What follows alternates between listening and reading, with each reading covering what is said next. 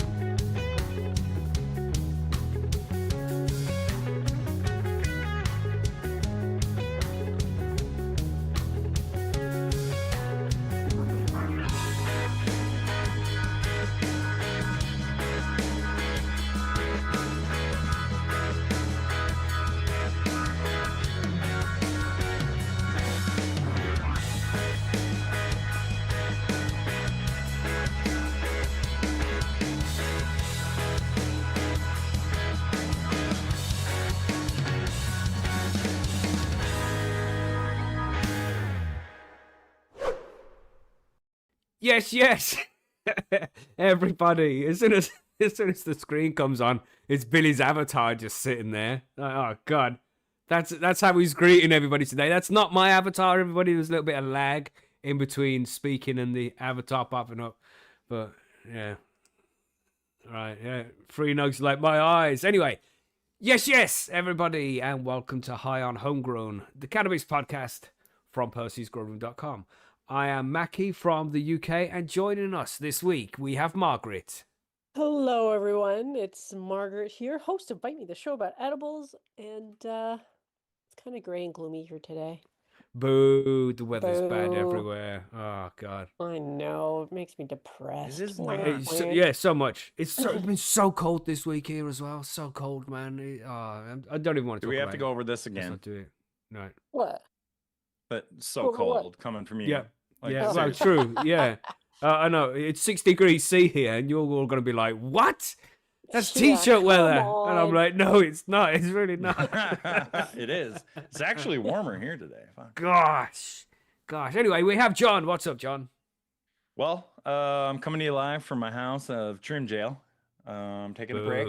It's been a hot minute, but we are warmer here today. We're pulling a warm 12. See, that's 54 freedom units for all the rest of you. So, okay. Yeah. Whatever that means. Yeah. And then we have Billy. None of us know. Yay. I hope everyone likes my little dance I'm doing now. Yeah, I know it scared a few people, but still. That's the idea of it, really. So, hello. Yeah. Better not be on the screen for too long. We'll get flags there. Yeah. It's not that cold anyway. Well, you know, it's got a little bit cold because the Geordies have started coming out in the football, like watching them with a topless, like taking their Geordie shirts off and just standing there with their jeans with their fat beer bellies out as they do. Man, I saw two people today. Today I went to the Tesco, as I do most days, and 2 people in there I seen wearing fucking shorts. One guy, he was wearing shorts and he had exceptionally skinny legs. And I'm like, what Chicken is he? legs. What is he even Okay. doing? He's just showing off the fact that he skips gym day or so, leg day in the His gym. leg day, yeah. You know, why are you showing your legs off, man? They're gonna get so they're gonna be fucking brittle. You're gonna fall over and your leg will go like the T1000 did. You know what I'm saying? When he was in that metal making factory towards the end of Terminator 2, and he got frozen, and then Arnie shot him, and he shattered into loads of pieces. That's what's in my mind when I envision. You're only saying that this 'cause guy you've got falling fires. over. You're just saying that because you got fires like logs, mate. That's all. That's right. Yeah, That's right. Exactly. I'll fucking Macky put some never says shorts leg on. day. I'll show you. Oh, you're a leg, mate. That's not a leg. This is a leg. This is Do a it, leg. Margaret. Do it, Margaret. Oh God, I already thought about it once today. Gosh, funny. Oh shit. Right, yeah. So Happy Sunday, everybody. happy Sunday, everybody. Hit the like and subscribe and all that. There's the cannabis weather.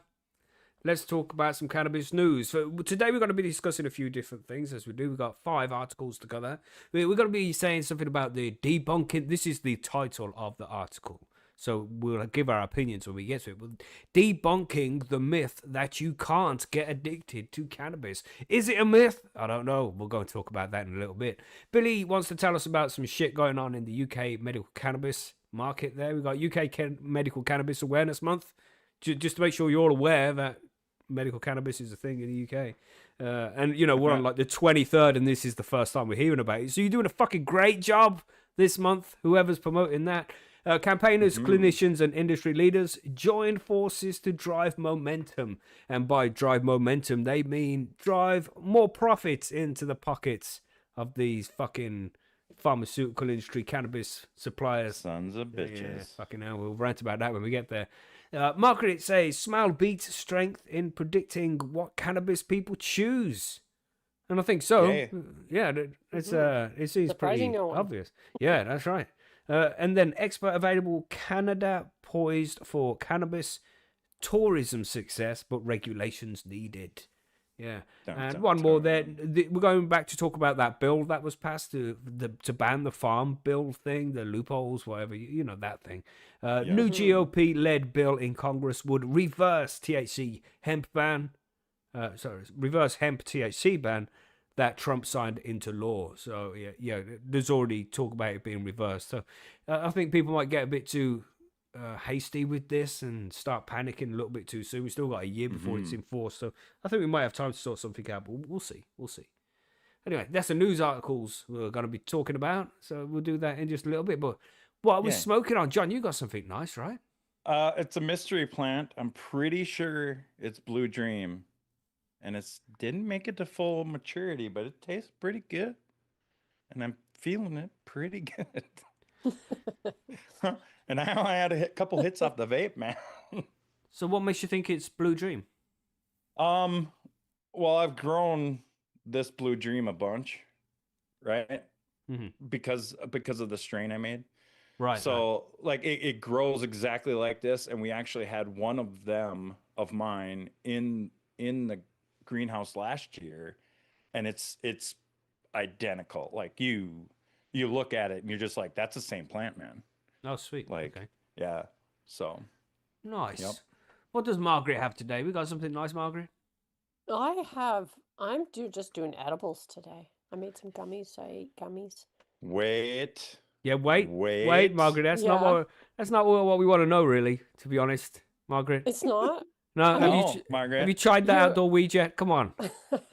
Son of Yeah, a actually, I bitch. have. I did. try Okay. it. Yes, I tried the pink Kush, and I do like it. I'm quite impressed with myself. I'm patting myself on the back. Nice. Right now, even though Double nobody jointed. See it. Yeah. Yeah, that's cool. Yeah. Yeah, so nice high, nice flavor. All good. Yeah. Yeah. I Sweet. mean, I sound like I surprised even myself. Yeah. Nice. Good job, Well, Margaret. did you say how many drinks today? No gummies. I made some gummies. Or just the Last gummies week. today? I'm Okay, just eating well, on some A gummies. little bit early for you today, I suppose. Yeah. Yeah. Yeah. That's right. That was like we can't see Margaret's face, but I imagine it was like, yeah, Yeah, like, yeah, sure, it's early. I'm on my third can, you know? Yeah. Anyway, what you Yeah. say, Billy? What have you got this week? Oh, I'm fucking professional this week, mate. I actually know what I'm smoking properly. Oh, no Yes. way. Kept all the labels and everything. Fucking amazing, eh? It's called Desert Skunk from Khalifa Genetics. What you, Quite what you nice, have to do actually, that as for? well. You have to fucking bring up. You say desert, I'm thinking Desert Strike again. Flashbacks. Oh, Flashbacks. Desert Skunk Oh, Strike. That's what it's called. It's called fuck. Desert Skunk Strike now, and it's slightly hashy and a So little bit I got a skunky. question about the A hashy skunk there, skunk. Billy. Yeah. Does it really give off the skunk? Or is it just like a kind of undernote? Yeah, it's like an undernote more than anything. Okay. An undernote with same as a hashy. You smoking, you're like, oh, it's a bit skunky. Oh, that's a bit hashy. Right. And yeah, it's nice though. It's a nice chilled Okay. high. But it's sativa as well, so it's a Moroccan Belida, so it's sort of mixed with a proper old Moroccan hash plant. Nice. Nice. Yeah. I've got my Yeah. same old forgotten strawberry. I do have a bottle of Okay. whiskey here that I haven't cracked open just yet. Maybe I should do that right now. Maybe I mean, because get after it. I don't drink before 6 p.m. That's like my rule. So the show starts at 6 p.m. now.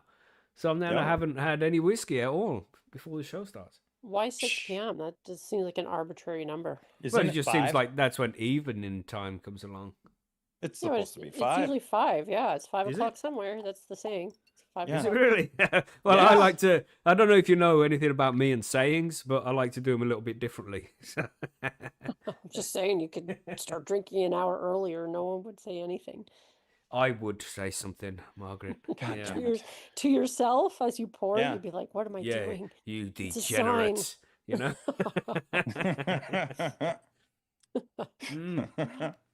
And you know, Oh, my you gotta God. wait until the show starts as well. Really can't I mean, start fine. drinking before then because this is 57% whiskey and it's so nice. It's so nice.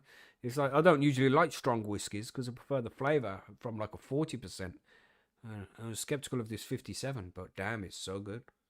Nice. Mm-mm-mm. So I yeah, think we're we should all have a ready to whiskey go. drinking show one day. Yeah, we should do. Well, we kind of did that on the Patreon session on the last Yeah. one we did.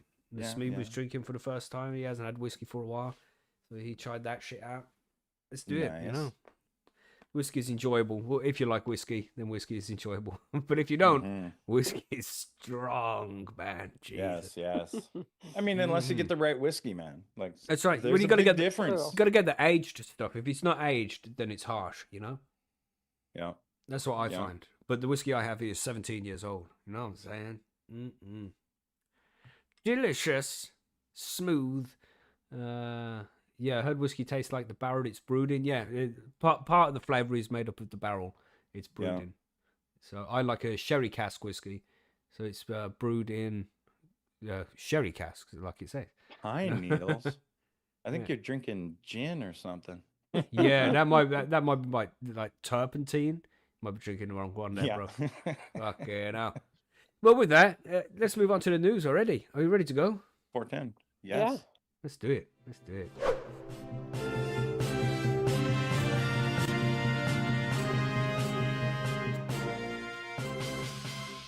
So I think it is on you first, Margaret, right? We're going to be talking about the smelly cannabis. Are we going to start with smelly cannabis? I think so. All right. Yay. Yeah. All right. Let's do it. Yay. Smell beats strength in predicting what cannabis people choose, says this article from earth.com. Wow. Let's see what they have to Okay. say about that. Because I The tend to earth.com. Okay. think that I agree with that sentiment. Yeah. But let's see what they have to say. Smell may finally get as much scientific attention as THC in cannabis research. A new study from Oregon State University has produced the first shared aroma language for cannabis and hemp. It offers an organized way to describe what flowers actually smell like rather than relying on strain names or vague marketing-focused terms. Led by Tom Shellhammer, a professor of food science and technology 9 at out of 10. OSU. 9 out of 10. 9? 9? Okay. I don't know what metric you're using or whatever, but It's really hard to that's- get full marks. Come on. Yeah. Yeah. yeah, fine, fair. The team built a 25-word aroma dictionary from 91 carefully evaluated flower samples. By pairing trained human panels with detailed chemical measurements, they linked everyday sensory language with hard data, creating a foundation for comparing cannabis smells across products and markets. In the new study, the team trained adults to judge cannabis and hemp flowers using a shared list of aroma terms. 24 people with experience judging foods and drinks smelled dried flowers and used a check all that apply format instead of smoking. They Okay. created a sensory lexicon, a shared list of agreed aroma words used by everyone in the study. To build that list, they mined, oh, I think they left out a letter there or something, open-ended comments from a cannabis competition and refined the wording with growers and trained tasters. Aroma plays a key role in how consumers judge cannabis quality, said Shellhammer. That shared language lets labs and retailers describe the same product in consistent, easy to compare terms. Legal cannabis markets often reward high THC numbers on labels, yet the new aroma work grew out of concerns that this focus ignores both enjoyment and health. Earlier research tracked hundreds of cannabis use sessions and asked people how much they liked each product. Pleasant aroma, not THC, the main mind-altering compound in cannabis, predicted whether people rated a flower as appealing. A large evidence review links heavy cannabis use, especially with stronger products, to higher risk of several health problems. They're just introducing a brand new idea right there. Mhm. Psychosis, a condition that distorts thoughts and perceptions, is one of the problems that becomes more likely as use increases. In the aroma, Allegedly. Sorry. allegedly, yes. In the aroma lexicon work, Shellhammer and colleagues treated smell as an independent quality signal. They suggested that choosing by aroma profile instead of the biggest THC number could shift demand towards less extreme products.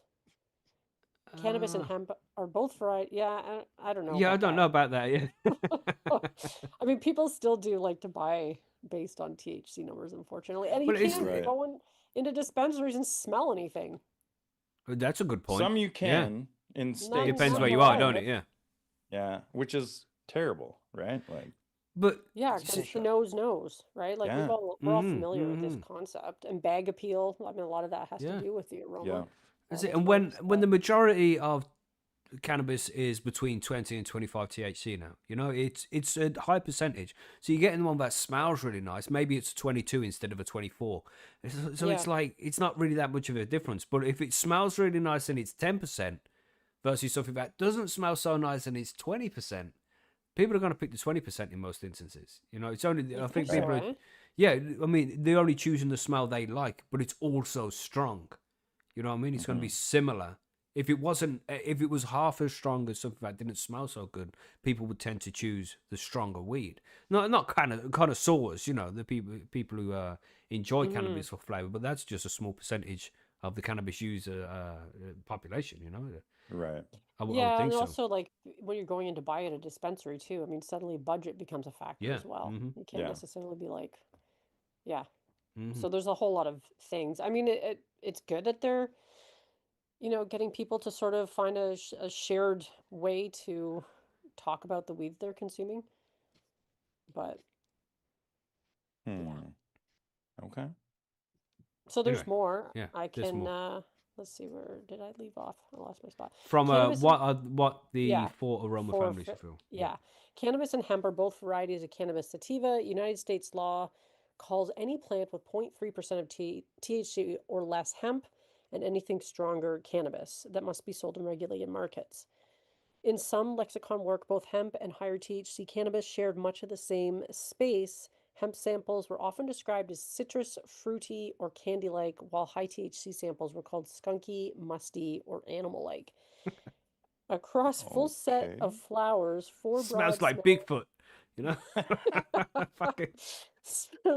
four broad smell families showed up. They included fruit, candy, citrus chemical, cheesy or vomit like, and a funky mix of earthy, fuel, tea, and nut notes. Oh, God. Some aroma words, especially herbal and woody, appeared on almost every sample, and so did a poor job of separating one flower from another. For people who buy cannabis, this structure offers something more reliable than strain names or colorful marketing language. I do tend to agree with that, I suppose.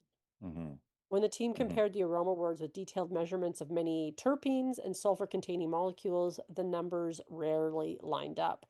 Chemical profiles formed neat clusters, yet those clusters do not match how the panel actually described the smells. Terpinolene was the rare exception, since samples rich in that compound were also described as citrus or chemical. Many flowers packed with D-limonene did not smell especially citrusy, so a terpene label alone can mislead. Separate work on cannabis concentrates shows a tiny group of volatile sulfur compounds carries as much of the classic skunk character. Volatile sulfur compounds, very smell active sulfur containing molecules, can shape aroma even when present at trace levels. More recently, a detailed analysis of 5 hash rosin extracts found that minor non-terpenoid volatiles 4 out of 10. drove. Yeah, I know. rough Having today. tried 3 times definitely affected my score. I'll accept that one. Uh, non-terpenoid volatiles aroma molecules are not part of terpene families, often give each variety its most distinctive edge. For growers and breeders, the lexicon gives a practical target instead of chasing maximum THC or vague goals like gassy or exotic. They can select plants that repeatedly land in desired aroma families, then confirm that trained panels describe them with the same set of words. Retail staff could use the same terms on labels and menus, steering shoppers towards smell profiles they have liked in the past. Regulators could also lean on this early lexicon when thinking about consumer information and limits on extremely potent products. It's critical to offer consumers tools for assessing product quality beyond terpenes and THC, said Shellhammer. Growers, labs, and retailers can use a common aroma ballot that points shoppers towards flowers that actually match their preference. On that, I tend to agree. Because right now, I think a lot of people go into stores and they're like, I want high THC or indica or sativa or hybrid. Doesn't really tell you a whole bunch about what it is you could be purchasing. Especially because you can't smell the goddamn shit in the store. At least in many places. Terrible. Yeah, that is No. crazy. It's so It important, is. isn't it? Much. Yeah. Yeah, it is. Right. So why do you think they keep that out of dispensaries and shit? Because it doesn't make any sense to me.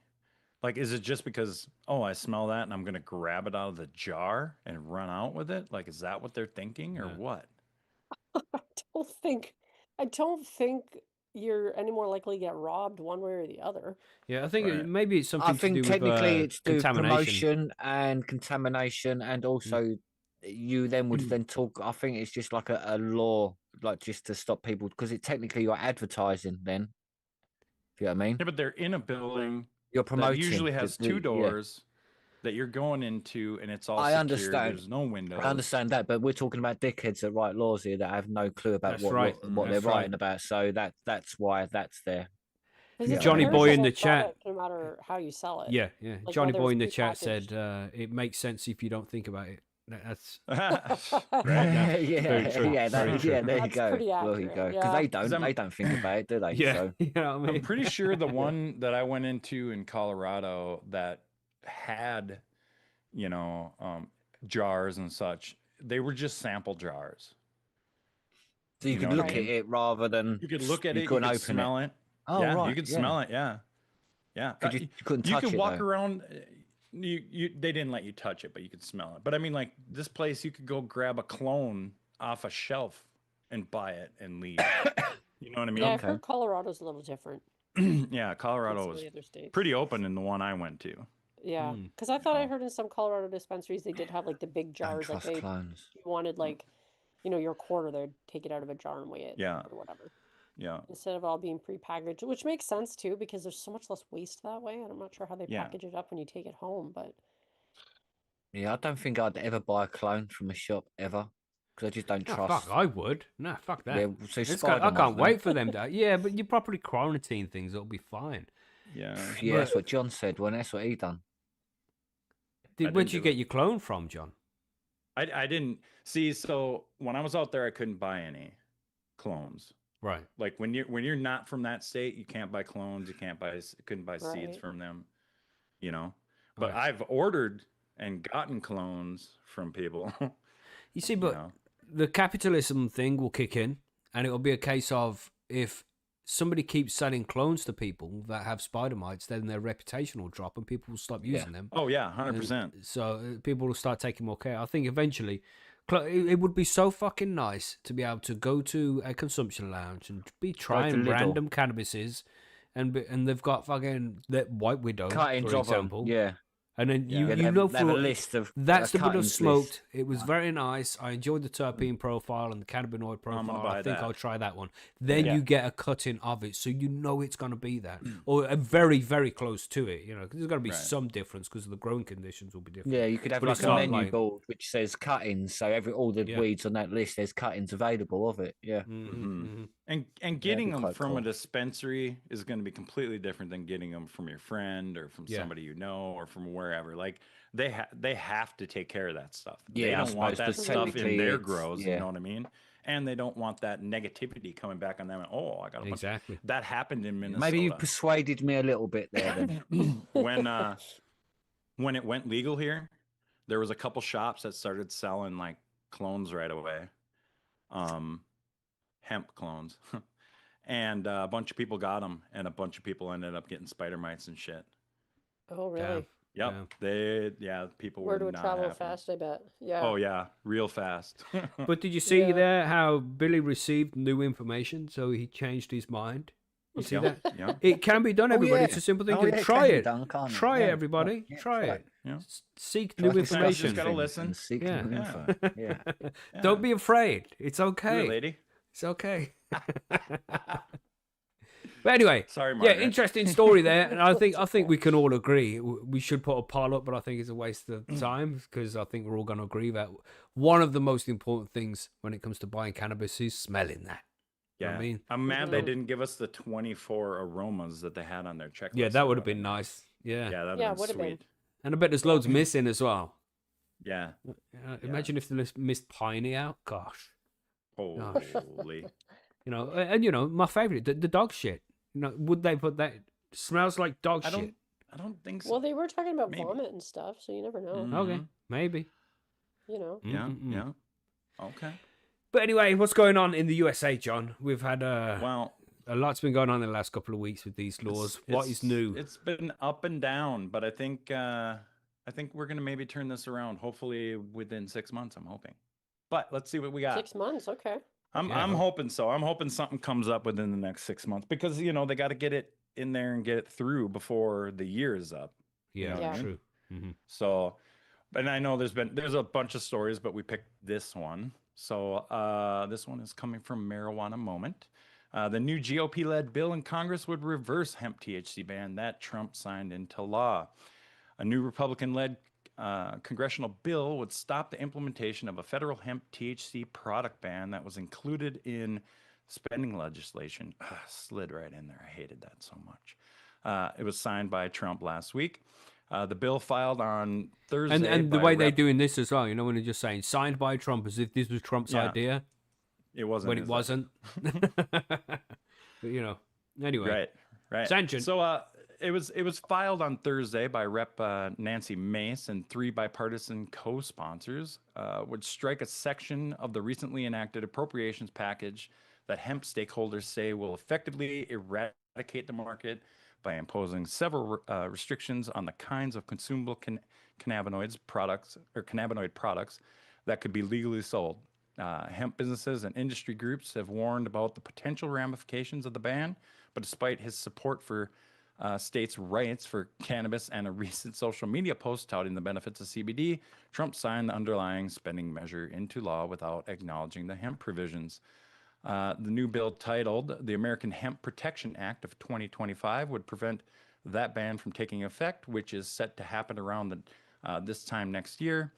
However, it wouldn't on its own accomplish what many advocates have asked for, regulations, which is what everybody needs, more regulations. Yay, Rather government. than- Yay. Yeah.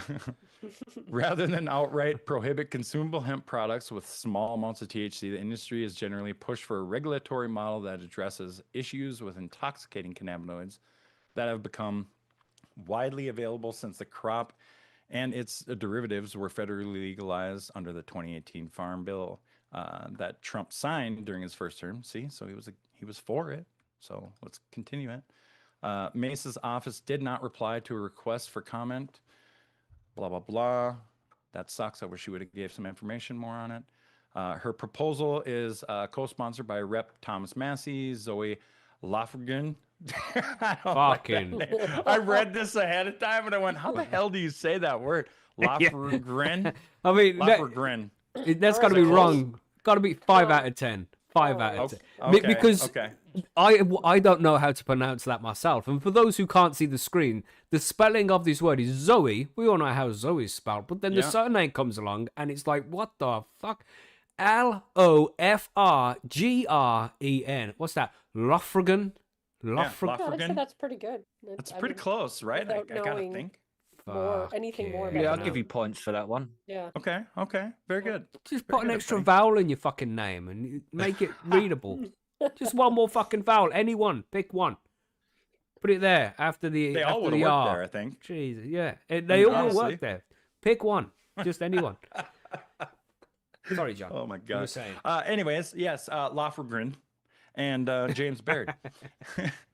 In comments inserted into the congressional record last week, Macy, who has separately championed legislation to legalize marijuana, signaled that she'd be taking steps to address the hemp language in the spending bill, saying it would deal a fatal blow to American farmers supplying the regulated hemp industry and small businesses and jeopardize tens of billions of dollars in economic activity, which is huge, man. So Yeah, many. 26 billion, I think. I did something to do with this on the 420 News.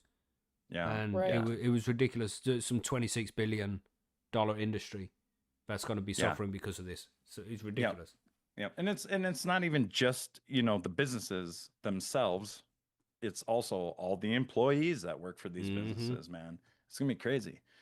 So let's go on. The Farm Bill legalizing hemp and its derivatives established a successful framework, she said, adding that stakeholders have stepped forward to self-regulate in the absence of uniform federal regulations, uniting behind a framework which restricts the sale and possession of hemp products to adults 21 years and older. Standardizes packaging to eliminate lookalike products that are appealing to children, standardizes labeling to empower adult consumers to make informed choices, and requires independent third-party laboratory tests for consumable hemp products. I must say that also, besides them doing it, I think the states really push a lot of that too, like the labels and the standardizing and stuff. They've been asking Congress to pass legislation to responsibly regulate their industry, the Congresswoman said, rather than adopt common sense regulatory framework to protect children and allow adults to make informed decisions. Section 781 of this bill essentially imposes a national ban of all ingestible hemp products with any quantifiable level of THC, which represents between 90 and 95% of hemp products in the marketplace, including the vast majority of non-intoxicating cannabidiol CBD products offered in the marketplace. Section 781 of this bill would needlessly and arbitrarily change the definition of legal hemp rather than responsibly regulating the market. This would effectively turn out the lights on America's legal hemp farmers, preempt the work being done in states to create regulatory frameworks for hemp products, and restrict consumer choice for the tens of millions of Americans who use hemp-derived products, Macy said. Approximately 20% of American adults report using CBD or a hemp-derived product in the preceding 12 months. I would have thought that would have been a little bigger than that. 20%? Maybe more? Yeah, those are adults reporting though. Yeah. I mean, yeah. How many don't report? Right. These products are here, they are widespread, and they are not going away. As the failed war on drugs has shown, provisions like this drive out responsible actors from the industry and embolden shady black market actors who care not for consumer safety or the protection of children. Rather than have a substantive open debate on the future of hemp policy in America, prohibitionists slipped the provision into a must-pass government funding bill. Notice the must-pass, forcing members of Congress to choose between voting their conscience on hemp and paying our military service members. This is wrong. That's what she said. Macy said that she opposed the hemp provisions when prohibitionists sought to include it in last year's U.S. Department of Agriculture and Food Drug Administration appropriations bill, and I continue to oppose this language. In the year before this provision takes effect, I will work tirelessly to reverse this harmful language and create a common sense regulatory framework which protects America's children, ensures product quality, and preserves access to products used by tens of millions of Americans, she said. As currently drafted, however, the bill Macy is circulating does not contain such a regulatory framework, and several hemp industry stakeholders told Marijuana Moment on Tuesday that there's internal concern about the Congresswoman's standalone bill for that reason. The sources stress that it's imperative and alternative policy solution, that's got to be a 3, doesn't simply reverse the ban, but also specifically addresses the regulatory concerns that have arisen since hemp was legalized. They also said that there are bipartisan lawmakers in both chambers working to craft such legislation that could be introduced by the year's end. It better be before. And beyond hemp, Macy said last year that she believes her state's Reform Act to federally legalize marijuana is the ideal vehicle for reform. She's not yet reintroduced that legislation in the 119th Congress. And at this time, the Congresswoman also weighed in on another controversial issue, updated guidance from a GOP policy committee she sits on that specifically urged members to oppose a marijuana banking reform bill and the Cannabis Users Restoration of Eligibility Act. Not a good look. No. I mean, that is kind of opposite, I would think. Yeah, it is kind of. Like, wouldn't that also be part of having a healthy right hemp bill or whatever? Yeah, Like, I mean, that would move the industry forward a lot. unless there's something really wrong in it, you know what I mean? Like if she opposes it because there's something really, really messed up in it, sure. But otherwise, like it's something that should probably happen. Yeah. In my opinion. People have been asking for it forever. Yeah. I mean, it's Yeah, but why the they're people trying to who need to reschedule ask, it, you know? the people who need to ask are the guys with the brown envelopes, because that's how you get shit done. That's right, apparently. I'm saying. Allegedly. Oh my goodness. You got anything to add to this one, Billy? Not really. Where's he gone? He's staring at his avatar. Oh My yeah, bloody it's just- mute button won't come off, stupid thing. Right. Your hands are a little bit busy watching your avatar there, was it? Yeah, that's what it was. Avatar. Swing it, Santa. Santa baby. I'm not going to be able to listen to that song at all this year now. Plus, I've been making hash in the background as well. Margaret's gonna be like, change the channel, change the channel. Happy to help, Margaret. Happy to help. Yeah, thanks. Thanks. Yeah, anything to Anyways. add here, Billy? Yeah. Sorry, John, you weren't No, finished not yet. really. I think you covered most of the stuff I was going to say anyway. You took away my speech. Sorry. Oh, wow. I'm sorry. Welcome to the UK. Yeah, I suppose. Yeah, it's a good point, actually. Should get used to it. That's right. Should be used to it by now. Stop complaining. Oh my That's right. goodness. Anything to add, John? Will you finish there, mate? I'm just gonna say I just hope that they get it going sooner than later, and they Yeah. don't dick around and try to put it in something else. They should just make it its own thing and be done with it. You know what's know. funny is how quickly, because you said this needs to be within 6 months, so they got 6 months to get it all sorted out and then undone. But look how quickly it was made in the first place. They just slip it in there in the fucking spending bill. Oh, it passed. So Yeah. it can take just a fucking day to get shit done if you do it Oh, yeah. correctly. But the shit they don't want to have done quickly will not be done quickly. It's just Right. scandalous, man. And there's Yeah. people out there who still don't see it. You know, Right. it's fucking ridiculous. I mean, my like one of the big things that I think about this is like, what's this gonna do to the medical community? You know what I mean? Oh, that's a big concern Like- about it, is it not? Yeah, It's I mean, like totally that should be decimate their access. right. Yeah, I mean, I as I've been telling people before too, is I don't think this is really going to affect legal states as much as long as they have, people that can make these things in the state, yeah. Mm-hmm. you know. But Right. it's going to be all the other states that don't have that ability, you know, Yeah. and have been relying on these other states' companies to make stuff and get it to them. Yeah. So Like California will that be able to do everything also fine itself, but Delaware will right? not be able to. Right. Because doesn't that also affect like people who are selling online and were able to sell Like like seeds other and yeah. yeah, or even product or whatever. Yeah. Mm-hmm. Hmm. Madness. Yeah. Madness. It's kind But of we'll keep crazy. you informed, everybody, because there's still a lot more to this story to happen over the next few months. Oh yeah. So as Yeah, things it's gonna develop, we'll keep you informed. So make sure Changing you're it weekly. subscribed to yeah, that's it. Changing something weekly with that shit. Maybe even a couple of times a week right now. It's crazy. Right. Right. But anyway, let's go on to the next one, Billy. This one's for you. The UK Medical Cannabis Awareness Month. Everybody be aware it's Cannabis Awareness Month. What the fuck? Yeah. Why do they do In this the shit? UK. You know, yeah, like, oh, Cannabis Awareness Month. What are you even on about? What the fuck? Yeah, I'm not sure if it works properly, but I think it's more for the industry than for people, if you get what I mean, Right. to highlight this to industry rather than patients themselves and general public. Obviously, the general public are informed, but it's more about trying to get business involved. Right. So you'll find out as we go through. So basically, UK Medical Cannabis Month has just changed. It used to be Medical Cannabis Awareness Week. So for 2025, they've expanded it to an entire month, just for building educational initiatives mostly. Organisers in the sector mark 7 years since the law changed. So it is 7 years, man. It's like, it's just far too long.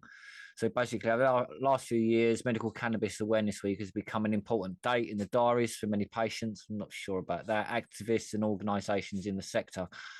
For some patients and activists are a bit more, but some patients are activists. So I think a lot of people are just not involved in it because, like I say, how many, 30,000 people use cannabis medically, technically at the moment? And like, there's only a few hundred people involved in this. So it's not even 1%, really, is it?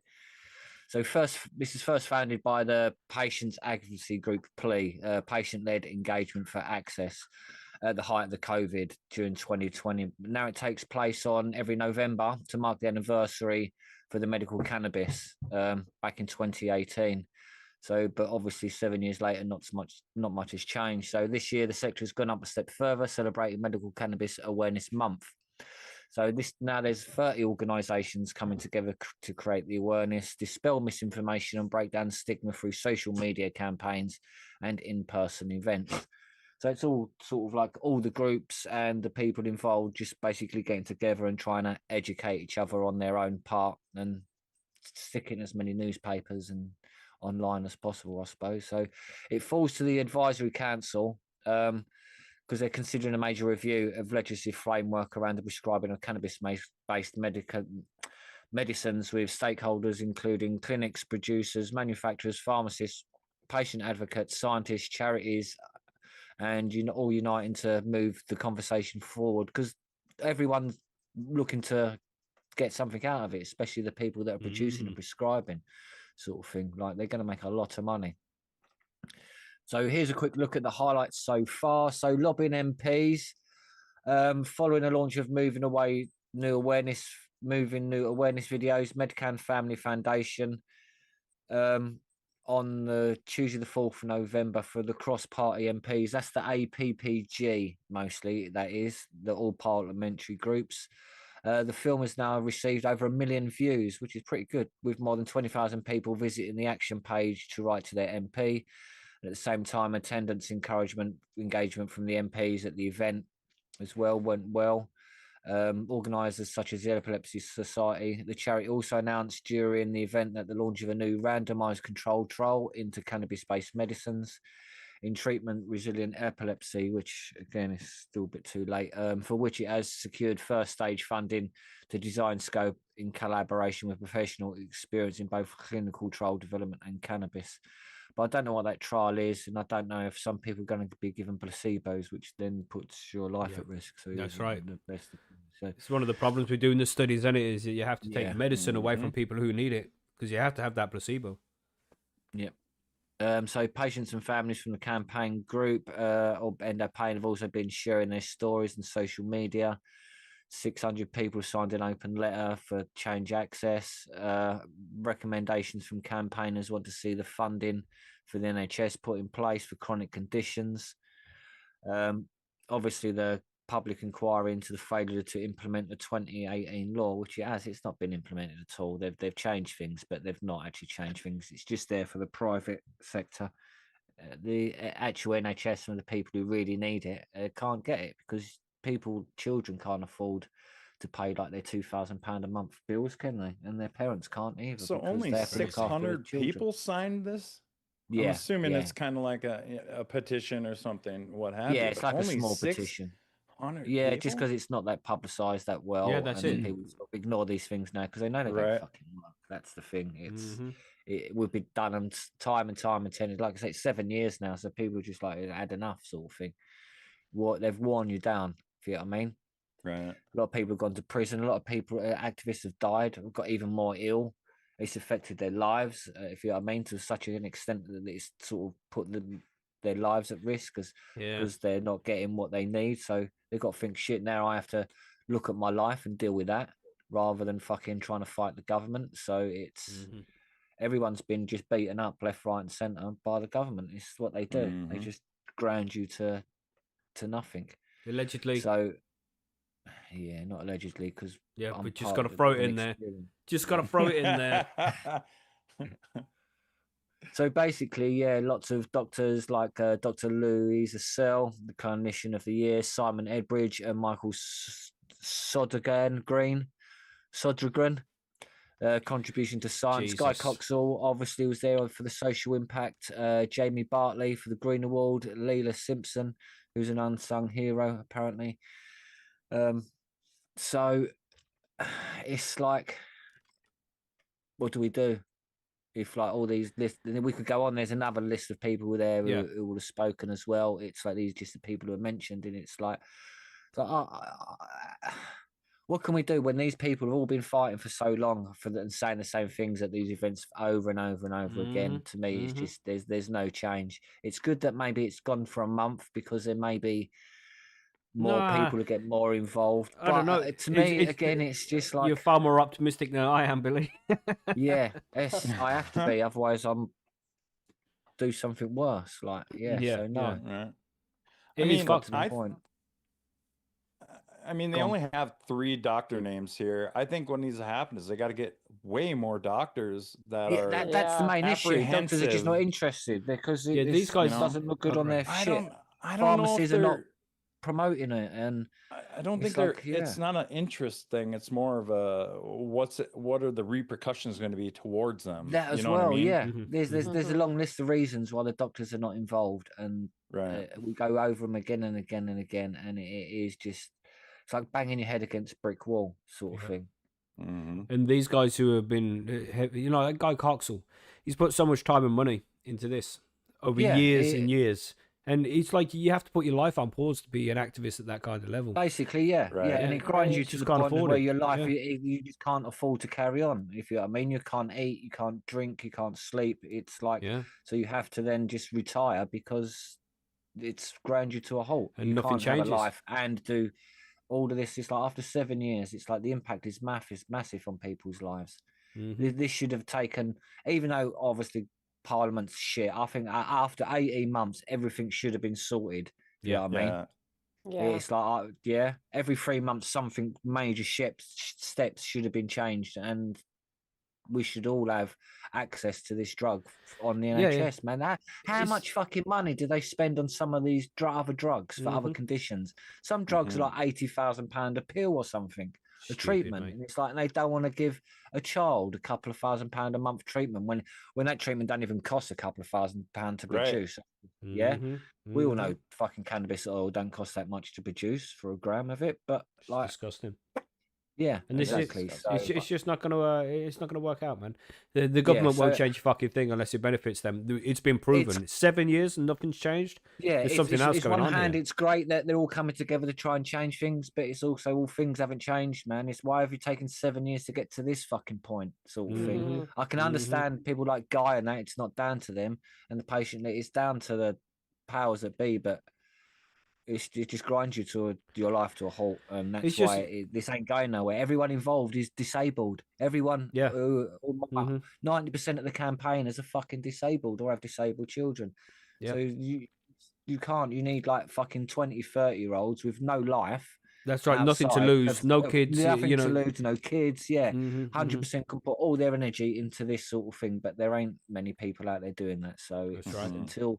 until we get that sort of thing, like It's just amount of this people on thing that happened in TikTok the UK and where shit there's people willing to just get into suddenly that. think, and not even suddenly, that you sign this petition online and now the government's going to fix things. Because if we have over 100,000 people sign a petition, then the government have to discuss it. But that's all they have to do. Just discuss it. It doesn't matter how many people sign a fucking petition. But that's some illusion that they've given us, showing us, oh, you do have a choice. We do listen to you. Fill in that thing there, that petition online, and we'll discuss it for 5 minutes in Parliament and then move on and not discuss it again. It's fucking ridiculous. We need actual change, and we need people to stand up for that actual change to happen. But like Billy said, these people who are heavily involved with the medical cannabis industry in the UK, that, you know, the patients and the advocates, they're not well enough, and they can't afford to keep doing this shit. It's disgusting. We're supposed to be able to go to our MPs and be like, yo, MP, this is what we need doing. Take it into Parliament and discuss it. But they won't. Fucking ridiculous. It's shameful. All of them should be ashamed. Do you guys have normal over there? Yeah, I think so. Yeah, we do. Yeah. But again, it's the English, it's patients that are in it and leading it, and people who have got you need to work full time. If you know what I mean. So you can't you can't be a full-time activist if you're working. If you know what I mean. So like you either don't work and then dedicate your life and the little bit of money you have to it, or that's where they fuck you over, because they know people with money ain't going to be on our side, sort of thing. And just before we move on there, Steve Alt in the chat said, what about the 3 million petition they ignored? And that's right, there's 3 million people signed a petition in the UK about this digital ID that's coming up, and because people don't want it. 3 million people went out and signed it. You know what government did? Fucking ignored it. So they ain't listening to any petition we all signed. They don't give a shit about what we want. They'll just carry on to do what they want. Who put out the petition for that? It was on gov.uk, because you can go to the government website, start a petition on there, and then people go and sign it. And so it was on the government website. It was official, but it doesn't matter. Official, right? Yeah, doesn't matter. They don't care.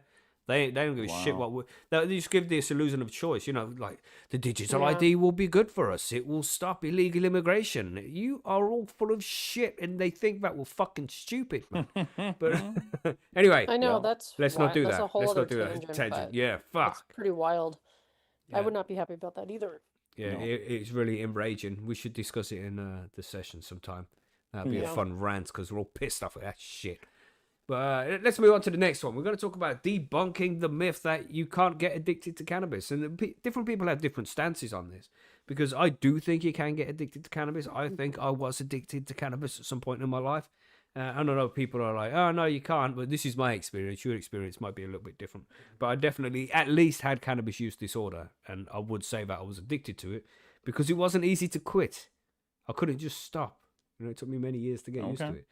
But anyway, we'll read this article and see what this article's saying. And let's hear what you guys think in the chat and in the comments there. Do you think cannabis is addictive? If so, why? And if not, why? You know, let's have a nice, friendly, polite discussion in the chat and the comments about it. But be polite, of course. Dr. Smita Das often hears the same myth. You can't get addicted to pot. And the misconception has become more widespread as a growing number of states legalize marijuana. Around half now allow recreational use for adults, and 40 states allow medical use. That's crazy, isn't it?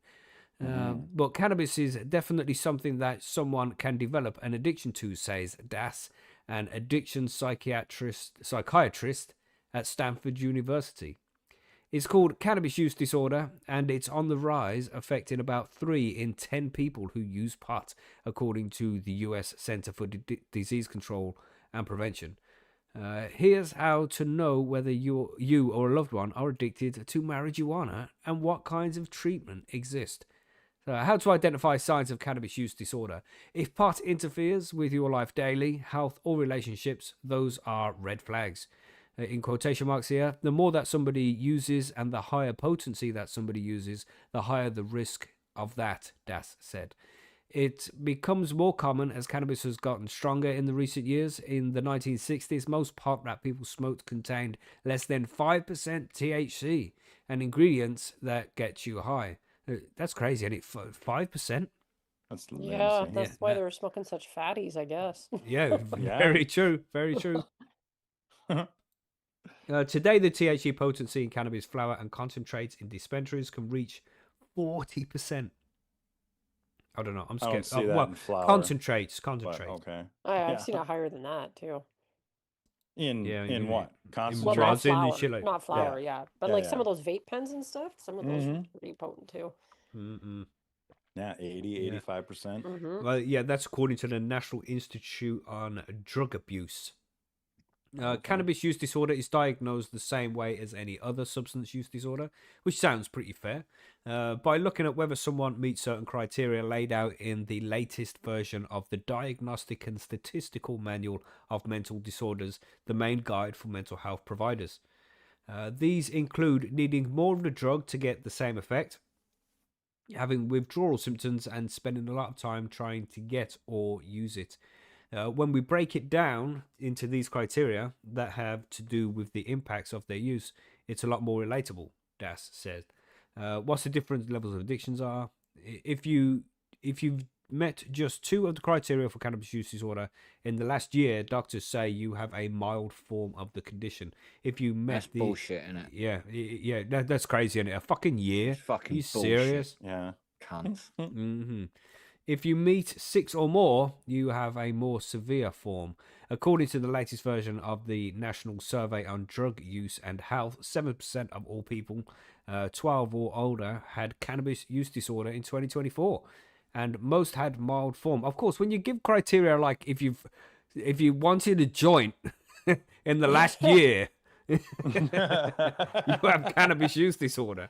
Yeah, Ridiculous. that means that's like anybody who ever uses Tried cannabis on it. a semi-regular Yeah. basis. Yeah. Ridiculous. Ridiculous. About 1 in 5 had severe form. Skeptical of that. People can be dependent on and addicted to substances. Dependence is physical, while addiction involves behavior changes. Marijuana doesn't affect everyone the same way, though. That's definitely true. The same amount can have major impacts on one person's daily life, but have no impact on another person's, Das said. It really comes down to how much is the substance impacting someone's functioning and life day to day. And that would be true, because look at Snoop Dogg, for example. He smokes a ridiculous amount of cannabis every day. And if he was a normal person who earned, a average wage and was living an ordinary life, people would be like, bro, you smoke far too much weed, you have cannabis use disorder, this is addictive. But because he's a multi-millionaire with a ridiculous amount of paper stacked, as he would say, it's not so much of an issue for him. He can smoke that Well, amount of cannabis. He doesn't have a fuck you, detriment to money. impact in his life. Yeah, but he's also not just sitting around doing absolutely nothing Very because true. of it. Yeah, You know that's what I mean? right. He's out there Mhm. doing a bunch of shit. Mm-hmm. So Mhm. Yeah.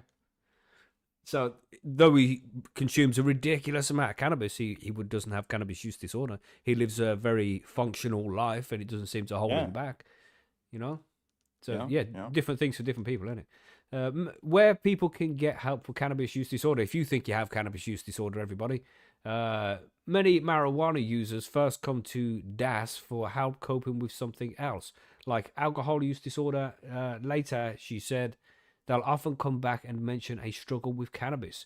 She assures them that there are effective treatments for the disorder. One is called motivational interviewing, a goal-orientated counseling style that helps people find internal motivation to change their behavior. Another is cognitive behavioral therapy. Is that the one when you strap them down to the bed and electrocute them? probably. It's not really, but a form of talk therapy that helps people to challenge negative thought patterns and reduce unhelpful behaviors. 12-step programs like Marijuana Anonymous can also be helpful, Das says. But whether someone chooses to join a group or not, even being able to lean on a community of people who aren't using pot is an important part of recovery. Does it go on? Is there more? Yes, there's more. She's clearing my throat. Excuse me. Dave Bushnell, retired digital executive creative director, started a Reddit group 14 years ago. Reddit's fucking over 14 years old. Jesus. Oh yeah, bro. Oh been yeah, around it's ancient. forever. But I remember when it was made. Yeah, you're not wrong. Fuck. let's not go on that tangent. Like him, Reddit group 14 years ago of people who, like him, had developed an addiction or dependency to cannabis and wanted help recovering. Its discussion forum has 350,000 members and continues to grow. Bushnell, 60, said peer support is essential to recovery, and some people feel more comfortable chatting online than in person. This is potheads taking care of potheads, he said. Yeah, but you're going to use slanderous terms like that. Doctors urge people who need help to get it, whether it's a professional or in a peer group. As with alcohol, just because something's legal doesn't mean it's safe, Das said. Right, that's the end, I think. All right. Okay. Excuse me. Jeez, I mean- need to drink. You carry on, talk amongst yourselves. You know. Yeah. I'm not sure about this article that much, really. Like, yes, it's a thing, I believe, but I feel like they put it too close to alcohol. You know what I mean? No, what do you mean? Like a 12-step program for Marijuana Anonymous. I don't know why in- I didn't know they had one specifically for cannabis. I'm surprised they don't just give it to I've never narcotics heard of anonymous. that before. It reminds me of because that I had to scene do from- that. But you remember And that it scene from wasn't- Half Baked when Thurgood goes to the AA meeting, but it's for weed. Yeah. And the guy's like, "You're here just for marijuana? You ever sucked a dick for some weed?" Ah, shit. Funny. Yeah, I don't know. Some of the things they say just seem to be a little bit off base. But like I remember back in the 90s when I got busted for seeds and stems and sat 14 days in jail, in county jail, that I have to, when I got out, I was on probation for a year and a half, and I had to go to meetings. And those meetings were me going to an AA meeting that had nothing to do with cannabis at all. They didn't send you to Narcotics Anonymous? No, just an Interesting. AA meeting. Like literally watching a 1980s Scott Baio like made AA movie. This is your brain Right. on drugs. Yeah, it was mental, man. Like I don't understand, but I just I mean, I do see that there could be for some people, Yeah. the potential for addiction, because like they Mhm. did say, it's way stronger now. You can get way stronger products than you used to be able to, and for sure. anytime you take some kind of substance that changes your brain, there is probably some risk somewhere that would apply to caffeine and sugar and like all kinds of things, Mhm. not just cannabis, but yeah. But I mean, have you craved a joint in the last year? Seems like a pretty broad Yeah. Right, criteria. exactly. Like Mhm. I mean this puts anybody who's ever tried it into this Yeah. group. Yeah, just And about. that's why one thing I don't like about it at all. Like it's just Yeah, I they think that use they had such a better broad criteria. scope. Yeah, Yeah, Mhm. they needed to redefine it better. right. Yeah. They make it sound like it's a massive negative thing, like you're gonna go mental from it, sort of thing. But where Yeah. it's like, well, people are addicted to sugar and caffeine, really. And Right. it's a Right. similar level as that, like you said earlier, Margaret. So it's like, to me, it's just that Yeah, it's got it a is level relative. of addiction, but it's such Yeah. a low level of addiction that Yeah, it's Yeah. that's it.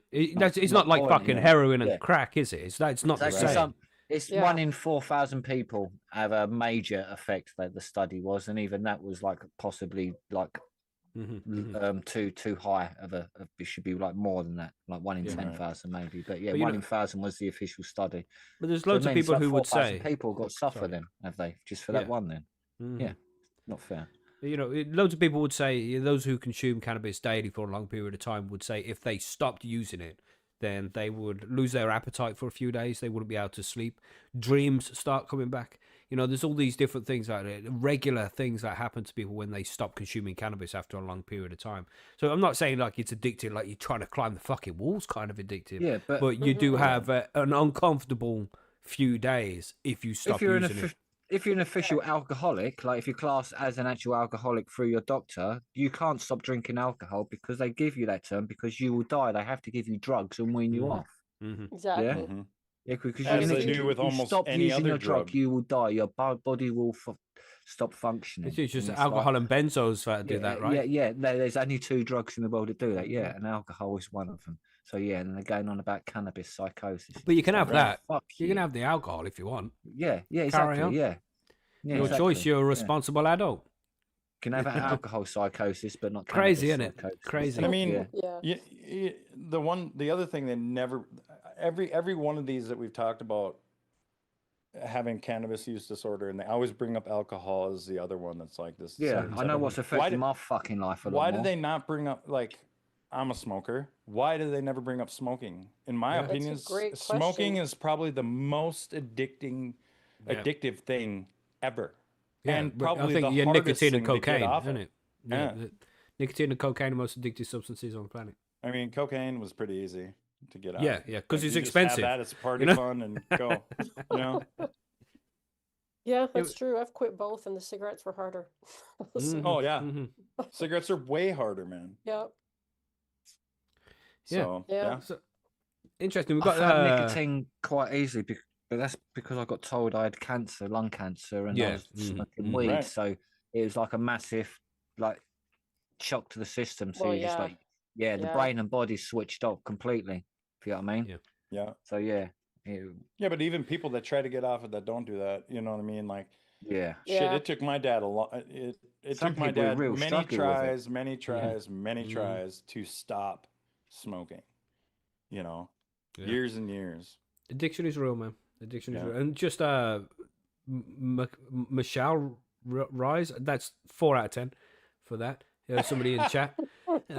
It's more the habit and routine, and you have more withdrawals from sugar than weed. And I would kind of agree. And because I did that whole sober October thing where I quit sugar and caffeine and all this shit.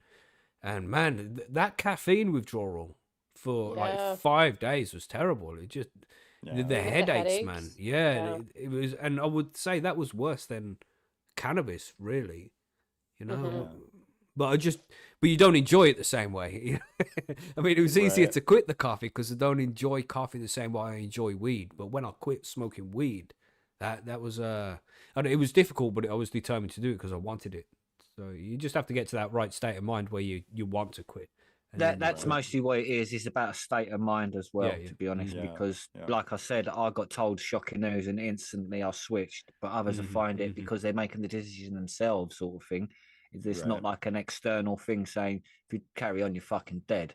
Yeah. So if you sort of Mhm. so it's a bit like the shocks to the system. So yeah, like Macky said, you have to decide for yourself. When know, you want people it, doing you'll them- do it. Yeah. But you should want it and try and make yourself want it. Just push Right. yourself towards it because it's like a psychological step. So you can't just do it straight away. You prepare yourself for what you're doing. You know you're doing something, Yeah. and then maybe have a cut off date, and then Anyway. that's the thing. Something to look forward to. Yeah, and we'll move on to the next one in a second. I just want anybody to know that if you do think you're addicted to cannabis and you need some help, there's help over at percysgrowing.com. We're a cannabis growers forum and a big part of the cannabis community, but that doesn't mean it's just about people who want to grow cannabis or smoke cannabis. If you want to quit it and you need some help, we can also advise you with that as well. So, if you need help with that shit and you want to quit, you feel you're addicted, then just come and get some advice and we'll just support you all the way, Mhm. So if you just need that little bit of support and encouragement, then we can help over at Percy's as well. Get over there. But last one, let's Perfect. quickly cover this last one because we're already running along. We've had some good discussions here, but we've got one more. Do it, news lady. article. Yeah, do it, lady. It's on you, All right, Margaret. that means it's on me. Expert available. Canada poised for cannabis tourism success, but regulations needed. A lack of regulation for consuming cannabis in social spaces in Canada is hurting opportunities for cannabis tourism, as well as the country's position as a global leader when it comes to legalization, says U of G. What's U of G? Economic He's a geographer. rapper. Must be a rapper. Well, I Ugh, was thinking it was a ugh. university, but I'm not familiar with U of G. Economic geographer Dr. Susan Dupej. Canada is slow to That's a emerge. solid 9. Thank you. I thought so too. I appreciate the acknowledgement. Canada is slow to emerge as a vital sector of the broader cannabis tourism industry due to the lack of regulations that support it, which is an obstacle for tourism and hospitality, she explains. And I concur. DuPage is a postdoctorate fellow at the School of Hospitality, Food, and Tourism Management at the Gordon S. Lang School of Business and Economics. Her research focuses on agritourism, particularly the impact of cannabis legalization on Canada's tourism industry. You're The looking at global- the picture there. I think she got some relation to Sid the Sloth as well. Maybe cousins. Maybe. Sorry, Margaret. The global got cannabis stuck. tourism market Sorry. is expected to reach a value of $25.7 billion by 2030, according to Deloitte. In Canada, the cannabis market could reach $7 billion by 2025. Ooh-wee. Well, it's 2025 now, has it? I guess. But anyway, That's the a good growth- point. that growth is over yet. driven by legalization. However, rules about general public and social cannabis consumption are largely absent from Canada's legalization strategy. Canada is a tourism destination known worldwide for quality, safe experiences, scenic landscapes, and wilderness that DuPage says could incorporate cannabis-centered experiences comparable to the wine industry. Allowing for an agricultural product to be purchased and sampled where it's grown provides significant tourism opportunities, she says. Currently, the Cannabis Act does not allow the public into cannabis grow operations, prohibiting the kinds of services wineries offer: guided tours, tastings, food pairings, exclusive product purchases, and vineyard stays. There are also options for cafes, consumption lounges, wellness retreats that combine spa treatments with cannabis-infused therapies. This has not stopped tourism suppliers, but prompted them to self-regulate and advocate for change. Regulations will open up a new frontier for cannabis in Canada and simultaneously push a socially responsible and progressive agenda for tourism that benefits tourists and citizens alike, DuPage says, and developing policy retains Canada's position as a global leader in setting precedent for legalization. In all its forms, cannabis tourism is an educational platform for learning about the plant, understanding how it interacts with the body, making legal purchases, building community, and making viable cultural contexts in different locations. Presenting at the Cannabis Agritourism Futures Forum, Insights and Actions from International Research, a hybrid event taking place November 19th. It's a free event for anyone interested in learning more about the opportunities and challenges hindering cannabis agritourism in Canada. So it already happened. So I wonder if you can go to that link and find out what happened, because she's correct. We have none of that stuff, and it would be really nice if we did. Indeed. Yeah. He also says here, Dr. DuPage, whatever, he's also available for interviews, and it's like, oh, I should reach out, but now I've already said that thing about Sid the Sloth. I kind of feel a little bit reluctant to, you know what I mean? Hope she okay, doesn't you watch can the edit show. it I'm only out, it's joking. fine. It's just jokes, everybody. It's just jokes. Anyway. Holy. Yeah, Very good. it seems kind of obvious as well. But if Canada had the resources, the you know, consumption lounges and places for people to go to consume cannabis and all that shit, then people would go there. That's why people go to Amsterdam. There's no other reason really to go into Amsterdam. Well, there is if you're one of them, but you know, most people go there for cannabis. You know, and that's because they have the consumption lounges, the coffee shops and shit. If Canada had the same, people would go there for tourism, no doubt. Yeah. And like she talks about too, by being able to visit cannabis farms, I think that'd be pretty cool too. Mm-hmm. Imagine that, like we said earlier with the whole spider mite thing. You'd have to wear one of them suits and shit. I wouldn't let people in. If I was doing it, I'd be like, no, absolutely not. Absolutely not. Nobody's coming in here. Oh, but we want to see it. Well, look at it through that screen there. Fuck. Yeah. I've seen a bunch of like document, well, not necessarily documentaries, but like people going into grow facilities and stuff. And yeah, they do, man. Like they got to go into a room that, you know, like you see in the movies, you get all suited up and shit, and there's stuff in that room that's supposed to get rid of all the other things to be able to even go in there, you know. Right. Because they don't want you bringing in shit, and even their employees have to do it all the time. But when you're talking an outdoor grow, which is, I was just thinking, I'm Yeah, assuming that they're talking here, because you're not going to really do that at a grow facility, right? Yeah, good point. I mean, it's already there. You ain't bringing in anything else that Very true. isn't Yeah. already there. Mm-hmm. So, Good point. Yeah, Good and that point. would be it'd be really cool to go visit an outdoor grow. It'd probably actually Right. almost be more interesting. Yeah. Yeah, for sure. Yeah, man. Some pics for the gram. You know, Mm-hmm. people will love it. But anyway, that's all the news we have. Lots of interesting articles there. Don't forget to Very good. make your news. opinions known. Opine in the comments below. But we did have a quick poll there while we were talking about that addiction article. Do you think cannabis is addictive? And we have 39% of people who say yes and 61% of people who say no. Crazy. Yeah. Oh, no, it's 40-60. Okay. So, interesting. Mm-hmm. It's always people have a difference of opinion on this one. It seems always quite divisive. Very interesting. But with that, the 420 news is doing very well. You know, forum news and stuff like that. Doing this 420 news where I do just one news article on Tuesdays and Thursdays at Tuesday at 4:20 UK time. That's GMT. So it's all random times for everybody else. So just check your clock, you know. And it seems to be doing quite well. People are enjoying it. Just the shorter news stories for a short amount of time, because people will see our show on a Sunday and be like 2.5 hours. Fuck no. But then if they see, you know what I mean? Yeah, because I do it. If a video is too long, I won't listen to it. You know, so people are unless they already listen to the show, they're reluctant to just click on such a long video. But when I'm putting up the shorter videos, 10-15 minutes, you know, it catches a different kind of audience. So it seems to be doing pretty well. The last one did well. Yeah. Brought in like 25 more subscribers to the channel and shit like that. So that's not bad. A 10-15 minute video bringing in 25 subscribers. Yeah, a couple of them a week. Happy days. You know what I'm saying? But I think that's about it. The Plant of the Month poll will open up tomorrow, which will be the 24th. So get over there and vote for your favourite plant tomorrow and onwards. That's it. Ready for a smoke break? Anything to add, Margaret? Yeah. No. Just listen to Bite Me. Bite Subscribe, Me, edibles. like, all that stuff. Yep. Smash Do the that like YouTube button. talk. You know how it goes. Right then, smoke break. Let's go.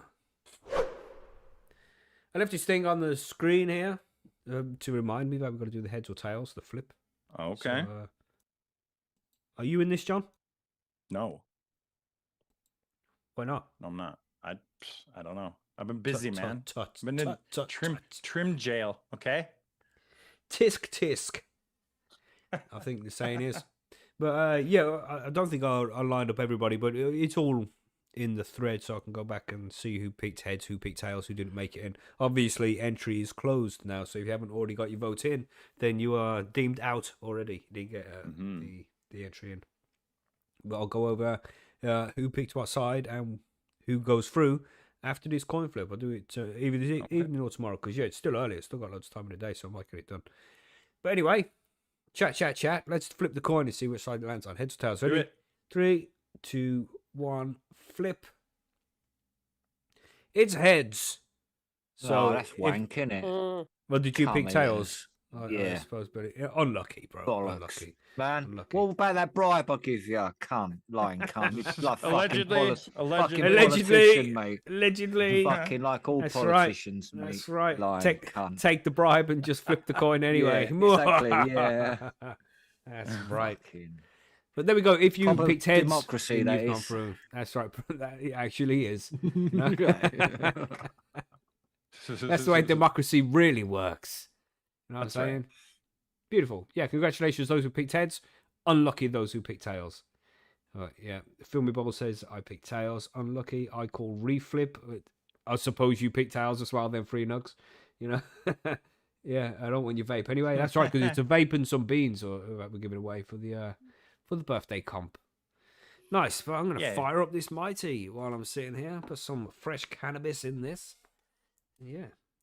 What we been up to this week, Margaret? You done anything nice? Have you getting that story channel up and running yet? What's going on? I haven't. I have been thinking about that, but I haven't really gotten too much farther on it. I did look at Streamlabs and then navigate away from it. Don't worry, Margaret. I have also done the same thing. It's fine. Yeah. You Jesus, know how it is. We need to do a Zoom session for a couple of hours when you're free, Margaret, and I can talk you through everything. We can get some designs put together. And that'll get the ball rolling. It'll take us a couple of hours, but then it'll be up and running and ready to go, I think. Yeah. It'll be fun. It Let's do is it. pretty good once you get going on it. I mean, it's pretty easy once you got it figured out. Right. Yeah, just look No. at there's a lot. There's a lot to it. No, there's not not. There's a lot to set it up, but once it's set up, it's done. Right. You know. Mhm. It's and once you know what's going on as well, once you get your head around it, I think we should actually do an episode about this, about how can people start a podcast on Okay. YouTube or these other networks, you know, because in the Grow Guides we do 4 different topics, but to do the whole podcast one, it will take up the whole show. So I think we need to just do one episode like that about specifically how to start your own podcast and YouTube channel.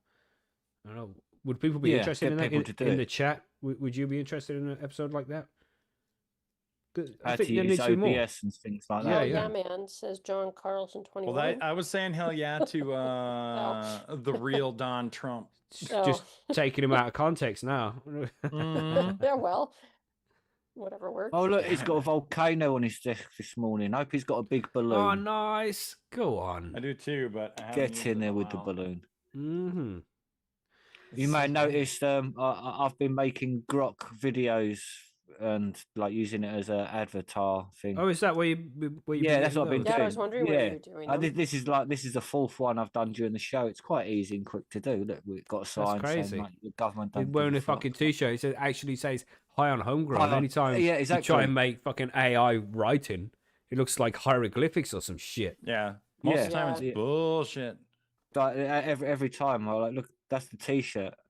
Great, isn't it? So I mean, like, Mhm. that's man. pretty cool. I think It is grok is pretty good, man. Like that took me like 30 seconds or so to make. Literally, I said, "Man in a cannabis field, like with fucking a sign saying your government don't give a fuck."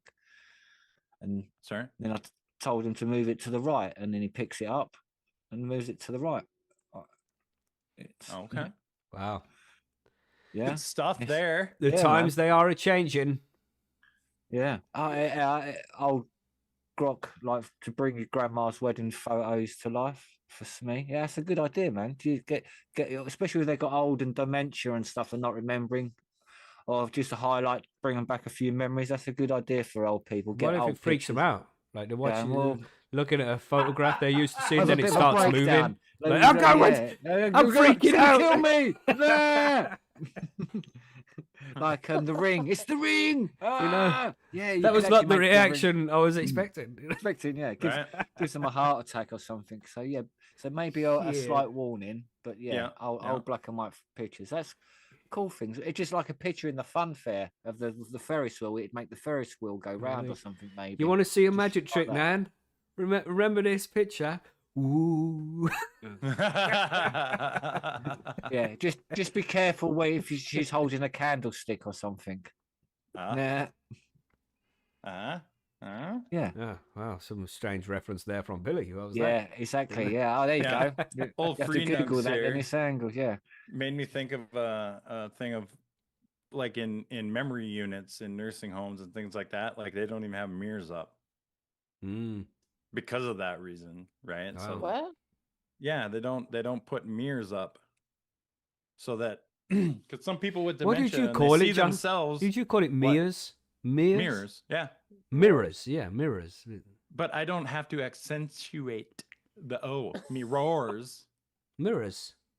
It's mirrors. It's more like, yeah, I'd say more of an Mirror. A. Mirrors. Mirrors. mirror. Mirrors, governor. You say it, Billy. Mirrors. Mirrors, governor. There you go. Yeah. Every week we have to have something. I know, there is always something. Yeah, well, you should learn to Just speak put it- English then, shouldn't you? Just Really? start putting it on the schedule for this whole show.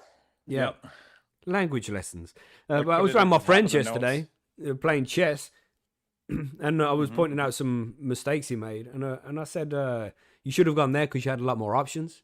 And he was like, "Options? What do you mean options?" I was like, Options? "Oh, yeah, options." I didn't say options. I said options. But he was going on about my accent and the way I said it. It's like, fuck. No, John feels fuck. Yeah, see? Fuck. Fucking Options. Jesus. So from Actions. That Bastions. sounds very American know. when you say it like Yeah, that. that Yeah. that does kind of sound that way. It did.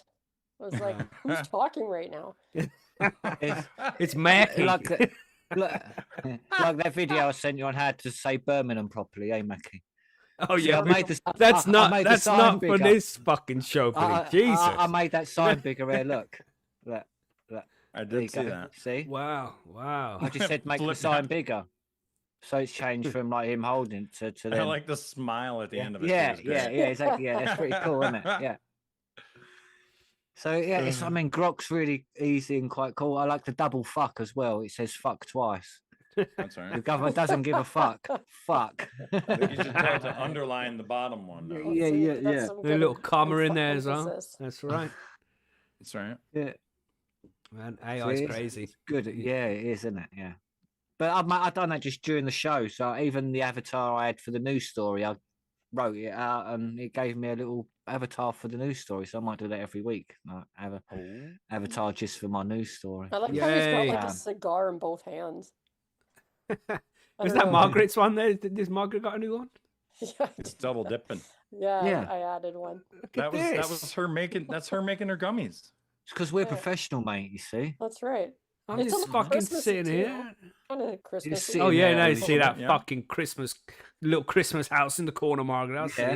it. Gingerbread house. Yeah. You can see more on my screen. I didn't really size Yeah. it properly. Listen, for you're this, but triggering Macky here a little bit. Okay. Okay. For those who Yeah, want but to it's- know, that was done on Whisk. Okay. What's There you What's go. that? Is It's that like with an it's a H? Google one. Or... Just, Yeah, Whisk. just another AI thing. Yeah. Damn. Yeah, I chess like the club as little well. mushroom lights. The mushroom lights in green are pretty cool. Yeah, I kind of like that too. Yeah. Mhm. Yeah, lots of Sorry. people enjoying chess club as well. Apart from Viking, me and Viking were playing a game, and then my boy was in the background and he's watching him play. He's like, "What's he doing?" yeah. Yeah, he just started ripping on him. It's funny. So Viking says that he's scarred now. While Macky's boy sent sledges from the bleachers. Sorry. Yeah. No. My boy's getting really good at chess. My boy played, like I Yeah. said yesterday, I went to my friend yesterday, I was playing chess with him. And then my boy had a go. And man, one of the games, I just stood behind him watching him. And every single move he made, I thought to myself, in this position, I'll do this. And every single fucking move, he got the same as me. Little fucker. He's only 12. It's like, God damn. And he beat my friend twice. It was three matches. He won twice. My friend won one.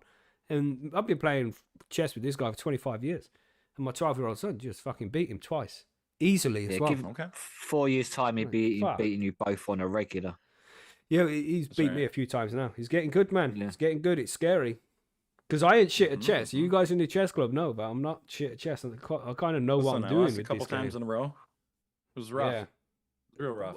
In the chess club so far, we've played like 25 games. I've played 25 games against different people, and I still haven't lost a game yet. So, you know, but I'm we're all quite good at shit. chess. Yeah, that's it. And I don't mean you're all shit. It's just like I say, it's not like yeah, anybody's we are shit.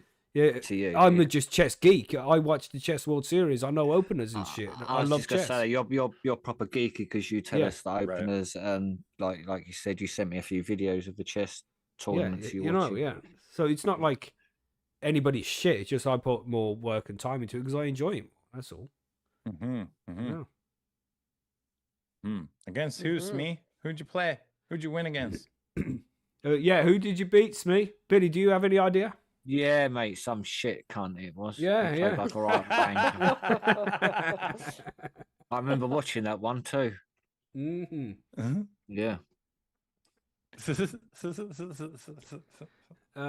That's Smith awesome. said, "How was those masterclass vids?" Because DC Smith got the whole Gary Kasparov masterclass chess videos. You know, Kasparov was the world champion from like 1985 till 2000 or something. He had it for 15 years. He was the world's best player. Yeah. So, and he's got a video series. Yeah, it's quite good, Smith. It's decent. I'm on like episode 5 or 6. I haven't learned much new yet, but it's just good to get information from somebody who's so good at chess. You know. Mhm. Yeah, so that's a good little series. Everybody get over on that chess club. Sign up, come and play against each other. It's good fun. We're all enjoying it and we're all learning some things. I'm going to do like a private stream as well for the guys who are enjoying chess club, just so I can talk. I'll play some of the bots on chess.com and talk about my thinking process as I play to try and help you guys figure out, you know, what I'm thinking about when I'm playing moves and shit. Just so you can maybe Getting take some fancy. tips from that. Yeah. Yeah, very fancy. Yeah. Mhm, So- Fancy. mhm. Get in the But, Discord as well, and then No, put I'll game do invites in there. No, I'll do a proper live stream like this, but up on Yeah. YouTube so people can watch from there. So then it can be presented better, I think. But, Okay. But I'll just put people it need up in to the get in chess club so people Discord watch. and ask, put game invites in there as well. Don't forget in the chess club. Yeah. So Get involved. It's good. I like to see all these people playing chess. Margaret, you still haven't played yet. You have to come over and play some chess. I'm try shit. top. Just I'm get So? into the club and I'm you shit, learn the Margaret. game It's whilst fine. playing. It's the It's best way to fine. do that. You got to play the game. So join up, play some bots, look at some lessons, and just That's play right. people. And then you learn from your mistakes. That's And how shit- you learn from chess. Shit is a relative Yeah. term. It's like I'm Yeah. shit at Also chess true. if I go and play in Depends on who you're tournaments. playing. Yeah, You know what I mean? exactly. Because then I'm Yeah. playing against geeks like me, and then I get my ass kicked. So that's just the way it goes. Shit's a relative term. It's play, concentration as well. You can just play play. shit because you're just not concentrated, and you can play good because you're just looking at the board more, taking your time a bit. So it's It's pattern recognition, isn't it? It's just that yeah, I've that seen as well. Yeah, thousands and thousands more different end games than most people. You just get used to it. I love chess too much right now. I've always gone through phases in my life of enjoying it for a few months and then losing a few games in a row and be like, fuck this, I fucking hate this game. And then I don't fucking play for ages, Because I remember the Yeah. times when I just played chess and I enjoyed it. I used to beat everybody I know. And then I was like, yeah, this is pretty, I really like chess. Go through one of those phases where I enjoy it. Then I joined a chess club. Then things got serious. Then I'm actually doing studies and shit on openers. And it sucked the fun out of the game so much. So I played for like a year in tournaments and chess clubs. And it was too much. And then I quit playing for a couple of years. But now I'm back into it. Because like fully into it. I'm fucking loving chess again. And I like that. For like a few, I don't know, mate. 6 months now or something. Been playing chess every day, learning loads of shit. Yeah. Anyway, but that's me. Everybody else get Yeah. involved. The chess club. Yeah. Do it, lady. Speaking to you, That's right. Margaret. That's right. Come and play some chess. Also, Battlefield 6 is free this week for an entire week. Oh, If you no wanna give it a way. try. No way. Yeah, Okay. On Steam? Yeah, it'll be on Steam. Yep. So might give it a across shot. PC, PlayStation 5, and Xbox Series. So yeah, come join us, man. Sweet. I'll be there all week. That's right. Right. So I think with that, I think Jesus that's a good Christ. time. Sorry, John. I just updated Call of Duty because I'm on, Xbox with the old Ultimate Game Pass, and it automatically like gives it to me and then updates it. It's fucking like 180 gigs or some shit. It's like, hey, you Yeah. gotta remove some shit off your thing, and I'm like, I'm not even playing the game. Like, what are we doing? Nice. BO7 has been a massive flop, isn't it? Basically, I haven't played everyone's it at all. hating on it. Yeah, no, Yeah. I ain't either. I'm not. Even the zombies looks pants as well, and the campaign dreadful. But Yeah. still, Ruining me. Right then. Are we ready for the grow guides then? 'Cause, Yeah, we are now. otherwise we would- Yeah. why not? I That's haven't why gone we're- on my Mega Drive rants yet, so we're going to Yeah. be here for half hour. If we start off on another one, we better move on to the grow guides. We could talk about the Mega Drive later on, maybe. Back to it Fuck then. A mega yeah, rant. yeah. Back to it then. Fuck Desert Strike. Hashtag fuck Desert Strike. Back to it then. To the grow guides. Let's go.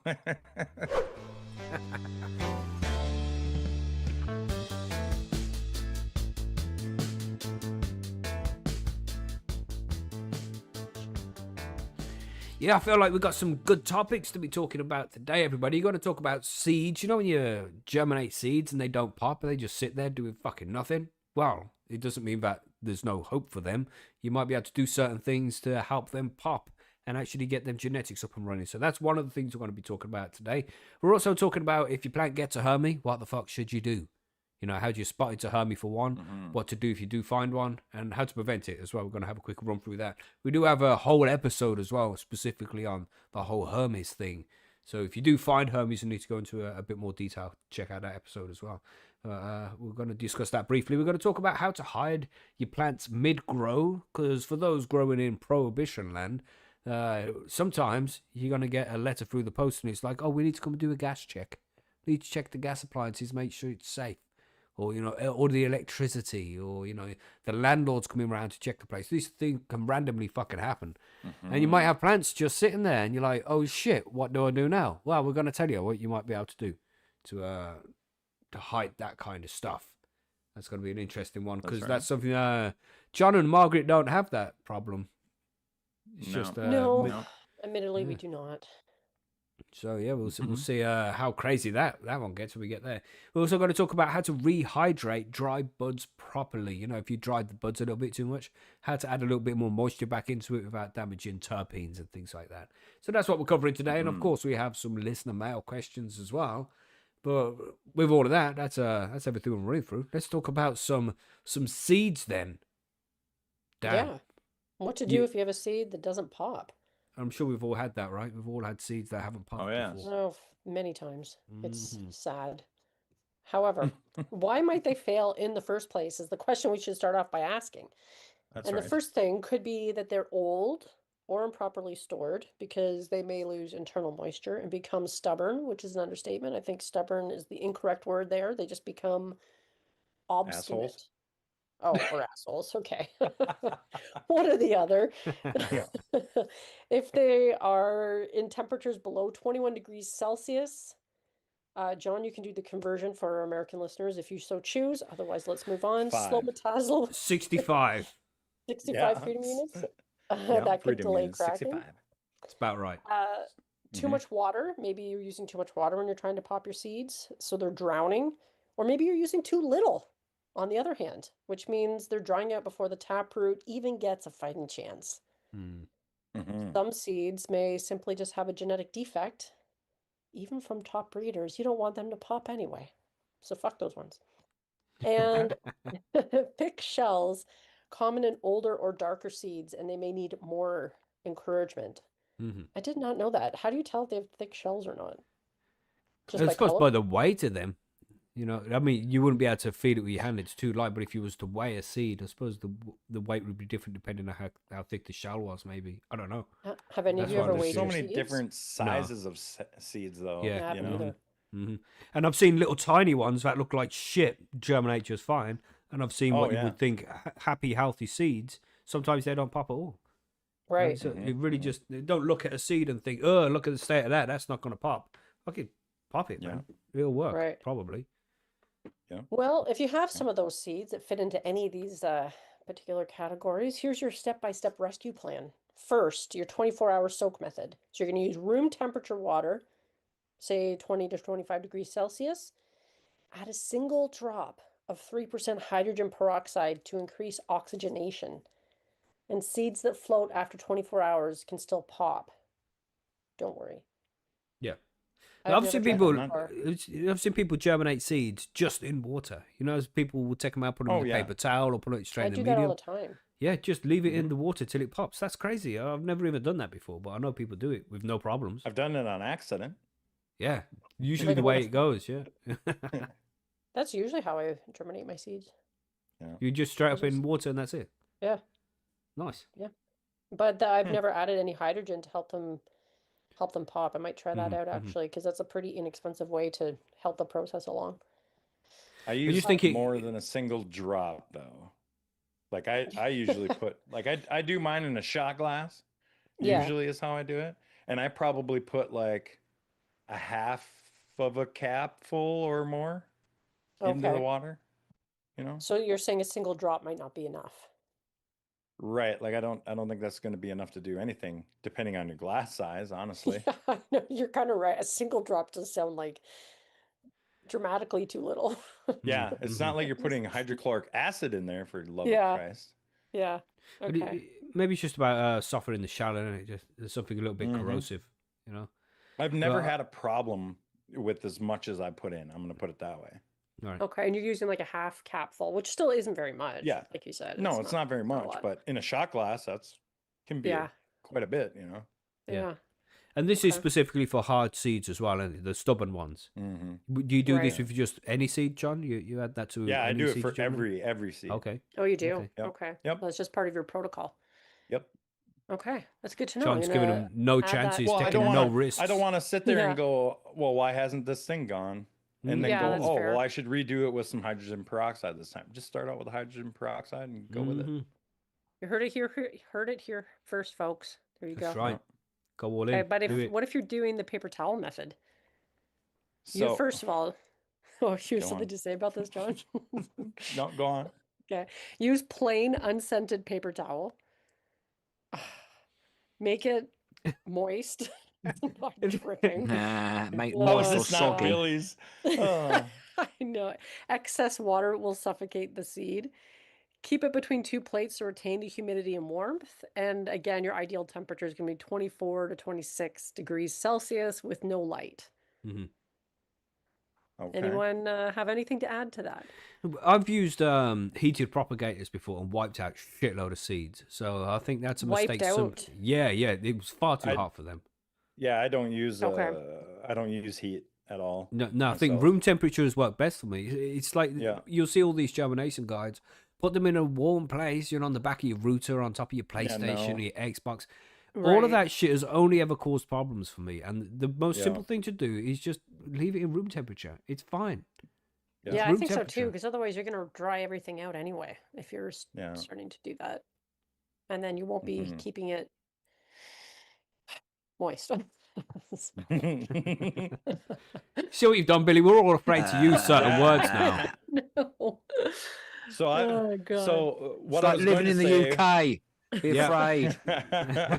afraid. Use words. This is how we feel all the time. This is how we you know? live. Right? So I do both the water and then the paper towel every time.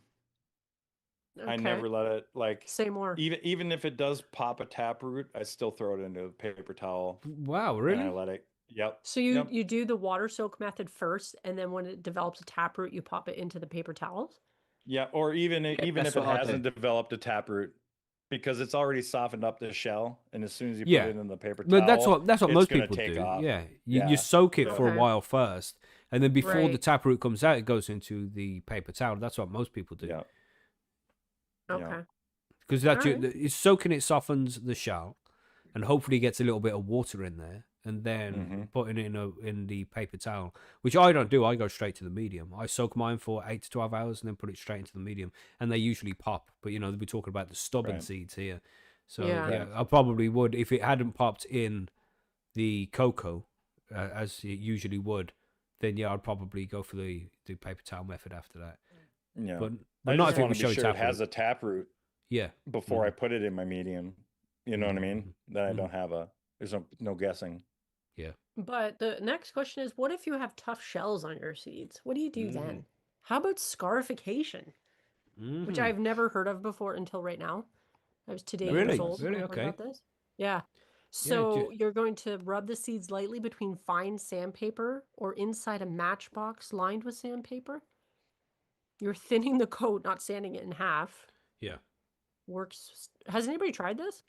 Yeah, I've tried I it have before. not. It's done the job And just it fine. works? Yeah.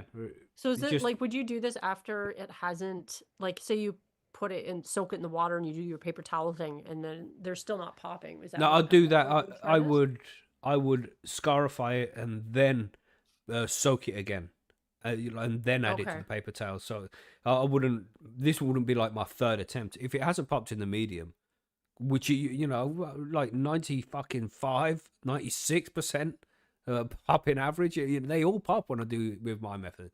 That's why I'm Yeah. so Yeah. so confident in it. So if it doesn't pop, it's because of the seed. So it's probably because it's when it gets old and shit, and the shell on Yep. the outside gets a little bit tougher, then it just Yeah. finds it harder for it to crack open that little bit because it's harder, it's Mhm. drier. So Right. letting it soak and then giving it a little like a nucleation site where the oxygen can cling to that and break it down a little bit. I think just a little scuff, and it's not like you're scuffing the seed to get a hole in it or anything like that. Just a little section of the seed, just so some moisture can try and leach its way in there. Use a nail file or a little bit of sandpaper is fine. Right. That usually does the job That's just nice. interesting. Yeah, just taking a little bit of the outside of the coating off, to make Yeah. it less waterproof. Because you just want a little bit of the water to get into the seed, and then the seed will do the rest. It just needs that little bit of water to kick itself off. I mean, frankly, if I got to that point, I'd probably like, fuck it, you're a dud anyway. But that's Wouldn't even get because that you far. are seed rich, I know. If I was Right. buying them from like a Mhm. seed bank, I would probably feel differently because Yeah. obviously you pay good money for those seeds. So That's Right. right. Yeah. You push it a little harder. But if it's rare genetics, you're gonna try a little bit harder Yeah. to get that shit going. Yeah. Mhm.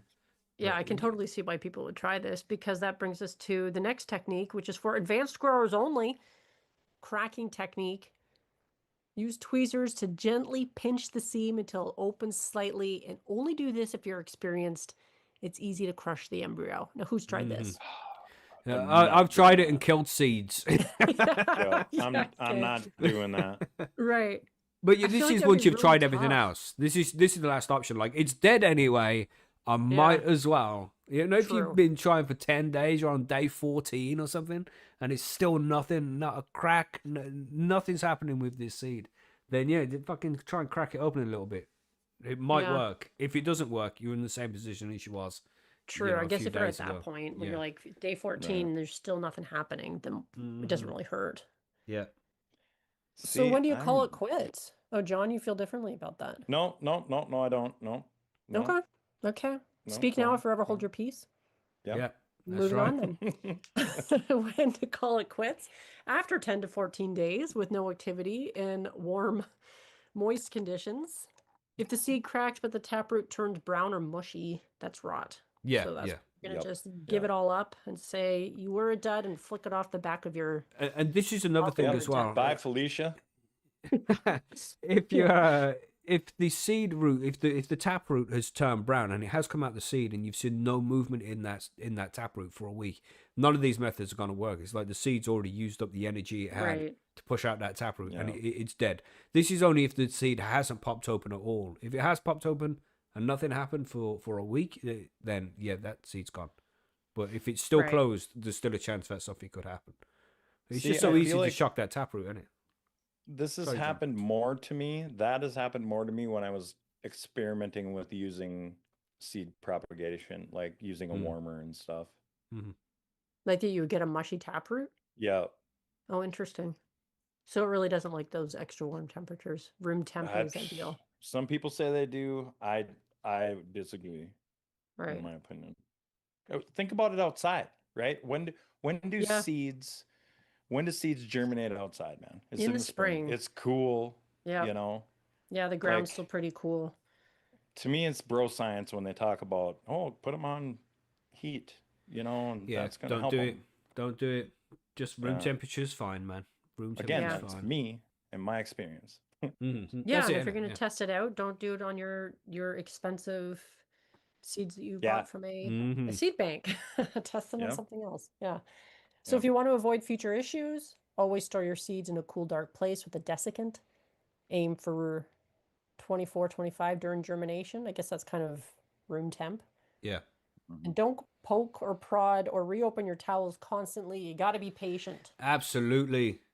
Absolutely. You know, it's that Master You can see Shifu. it through the paper towel. Yeah.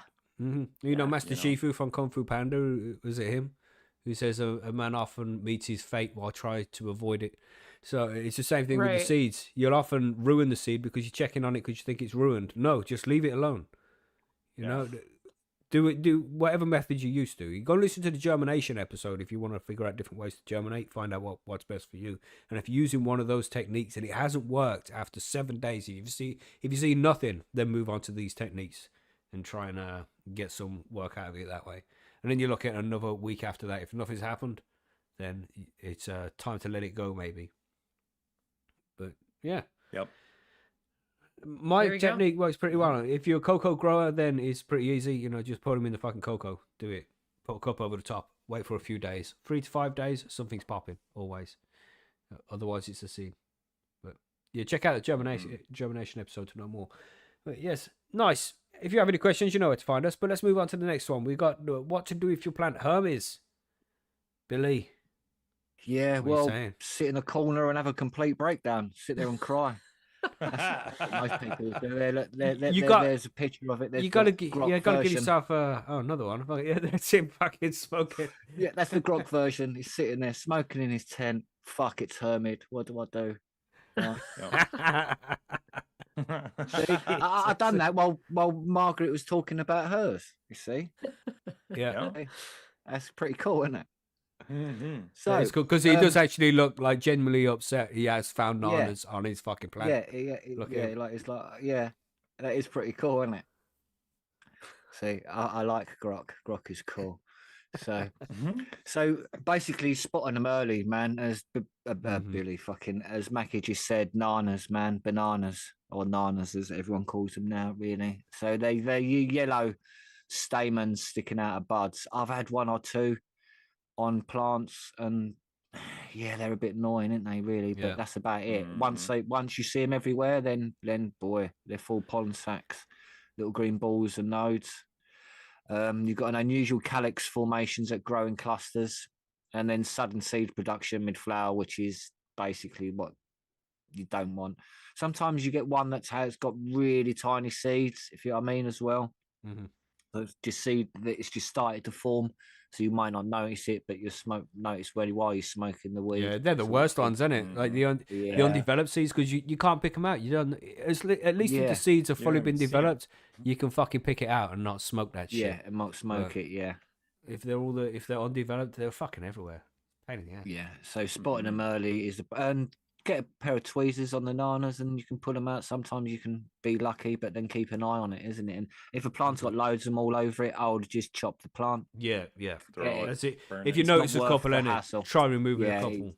yeah, yeah. But if it's all over, then you know it's just going to hurt me no matter what. Really, I think you ain't got a chance, have you? Mhm. It's better to stop and then because you're going to lose it all anyway. I have a big load of seeds and you're going to be pissed off all that time and effort and months when you could just stop there. Especially if you've got like Yeah. how I grow, I can chop a whole plant down, which I have done, just shove it in a bag and done. I've got 7 other plants growing, so it doesn't matter because I'm in a cycle. So it's sort of, I'm lucky that way, and which is one of the reasons I grow while I do, so I can not have to worry about some of these things. It takes Yeah. some stress away. It's the light leaks and dark period was the number one cause, which is why they hurt me. So you got heat spikes as well. They say above 30 degrees, but it's more when it goes up and down is the issue. I think when it gets really high and then drops, Mm-hmm. obviously the temperatures. So maybe more in winter that could happen. Sort of things you could watch for that if your room's getting too hot and then too cold, because that's because it's when it spikes and up and down rather because if it's constantly hot, then it Yeah, gets used to the temperatures. It's that's sort right. of And like consistency is yeah, important, it's isn't it? consistency is important, and that's what it's really about growing, isn't it? It's the consistency. Obviously, broken timers as well, flashing lights. So watch what lights you have on during the dark periods in the tent, and sort of thing. Also, overfeeding or pH swings can cause it. Heavy stress from late training or snapping branches as well, because the plant's trying to recover, and it's like, oh, I better produce some seeds because I might die Yeah, and bring out the next generation Mhm. early, sort of thing. So the plant's just trying to survive, and that's the way it is. And just genetics with unstable breeding history. Sometimes you just got a shit breeder, that's or the right. breeder's just made a mistake and Or not bag noticed. seed. When people grow Or bag bag seed, seed, yeah, you man, got bag seed, Hermes so bag, close in the yeah. fucking in the lineage Mhm. there. I Yeah, honestly couldn't think that's catch that why it. it's a should have been the bag seed first because it's one. had Hermy. Yeah. Mm. I So, really do. so emergency action plan. Like I said, you use tweezers to pluck out the one or two nanas. Give it a light spray with some water. Sort of cover the bud, sort of thing with your hand. Give it a light spray because the water will kill any loose pollen on that bud and stuff, sort of thing. So it won't spread so much. So and then hopefully that water will then evaporate, and by the time you smoke that bud, it shouldn't do too bad. So just lightly mist it, and just to deactivate the loose pollen.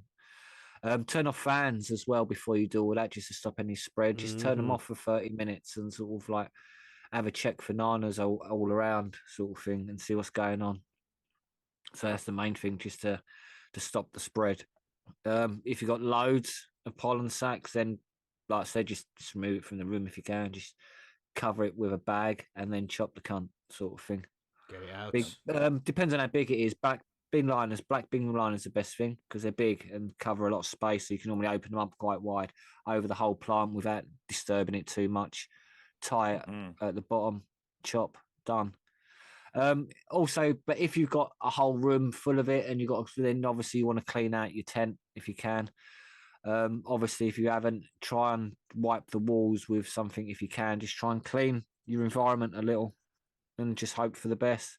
Yeah. sort of thing. Maybe give a light spray of water on that plant as Yeah, well. because the water kills around. the pollen, isn't it? So even just spraying some Kills water the around. pollen. So can just help. a light spray of water, but make sure that it's not just before dark, so the lights like burn off all the water. So do it at the start of lights on, I would say, because a light spray won't burn them too much. And what would you rather have, a slightly burnt bud or loads of hermit plants, really? So that's the choice you're making, isn't it? So And basically, that's it. And if it's just water, it's fine as well. People Yeah. get freaked out, especially indoor growers, when when you talk about like washing buds or spraying water on the buds and shit. But you have to remember, we're outside in its natural environment, it will get rained on, and there will be like morning dew and things like that, where the buds do get wet. So don't be too freaked out by it. The buds do get wet, everybody. Yeah, so it's just like wipe everywhere down, isn't it? And just change any filters and do what you can. If you know what I mean, and then carry on, sort of thing. Just don't make it stop you. If you're really at the end and you find it, then just take it to. If you've only got a week or 2 weeks left, then just cut it down at normal time and just turn it all to hash, maybe even and things like that. That's it. If it's 'cause got then it loads of won't matter seeds so in, much. just fucking make So it hash. it's like it's like you've got options still. So, but just don't let it put you off too much as well. Just make sure you check what breeder you got it from and things like that, and what it was. Was it an old hermit, like old plant that you found in a bag, and you're like, well, maybe I'm just going to get stuff from breeders from now on, sort of thing. Like, just make sure what you're growing, really. That's why it's important, isn't it, to get the important proper fucking genetics. Don't use bag seed just because you're gonna put. So what? The seed's free. You found a fucking bag seed. Cool, it's free. But you're gonna be 3 months down the line and realize all the food, the electricity, everything you spent to make the this electricity ain't fucking free. You know is what I it? mean? Like, That's it. Yeah. You got to invest all this So fucking time what's and 20 money. quid? Yeah, you're going to spend 50 to 200 quid on a plant. If you know what I mean, to grow it and all that, and you don't want to spend £20 on a seed. Yeah. When you're going to get four Get ounces the good for that shit. 20 quid, it's sort of it's worth the investment. And really, much less still. risk of it fucking hermiting. Yep. You know, get the good shit. So get the good shit. Don't be tight on yourself. You know, as I said before, we said this before we started this bit. We do have a whole episode on hermies as well. And one thing we should advise is don't be jumping to conclusions and thinking that your plant's hermit because you see something you think is a male flower. Because sometimes, especially later on in flower, where the calyxes start to really swell, people can confuse them sometimes for balls, and it's not balls, it's calyxes. So if you're unsure, unless you know the difference between a calyx and male flowers, or if you can't properly identify the sex of a cannabis plant, then just go and ask on the forum and get some help before you chop down a completely perfectly healthy plant that's going to produce high quality buds because you think it's fucking hermit when it hasn't. So don't just jump to conclusions. Get a second opinion over on Percy's. Get a second, third, and fourth opinion over on Percy's. You know what I mean? See what the consensus is. Yep. So don't just chop it down. Give it 24 hours. Take a picture, put it on the forum, get some answers. Don't just chop down plants unless you're 100% sure.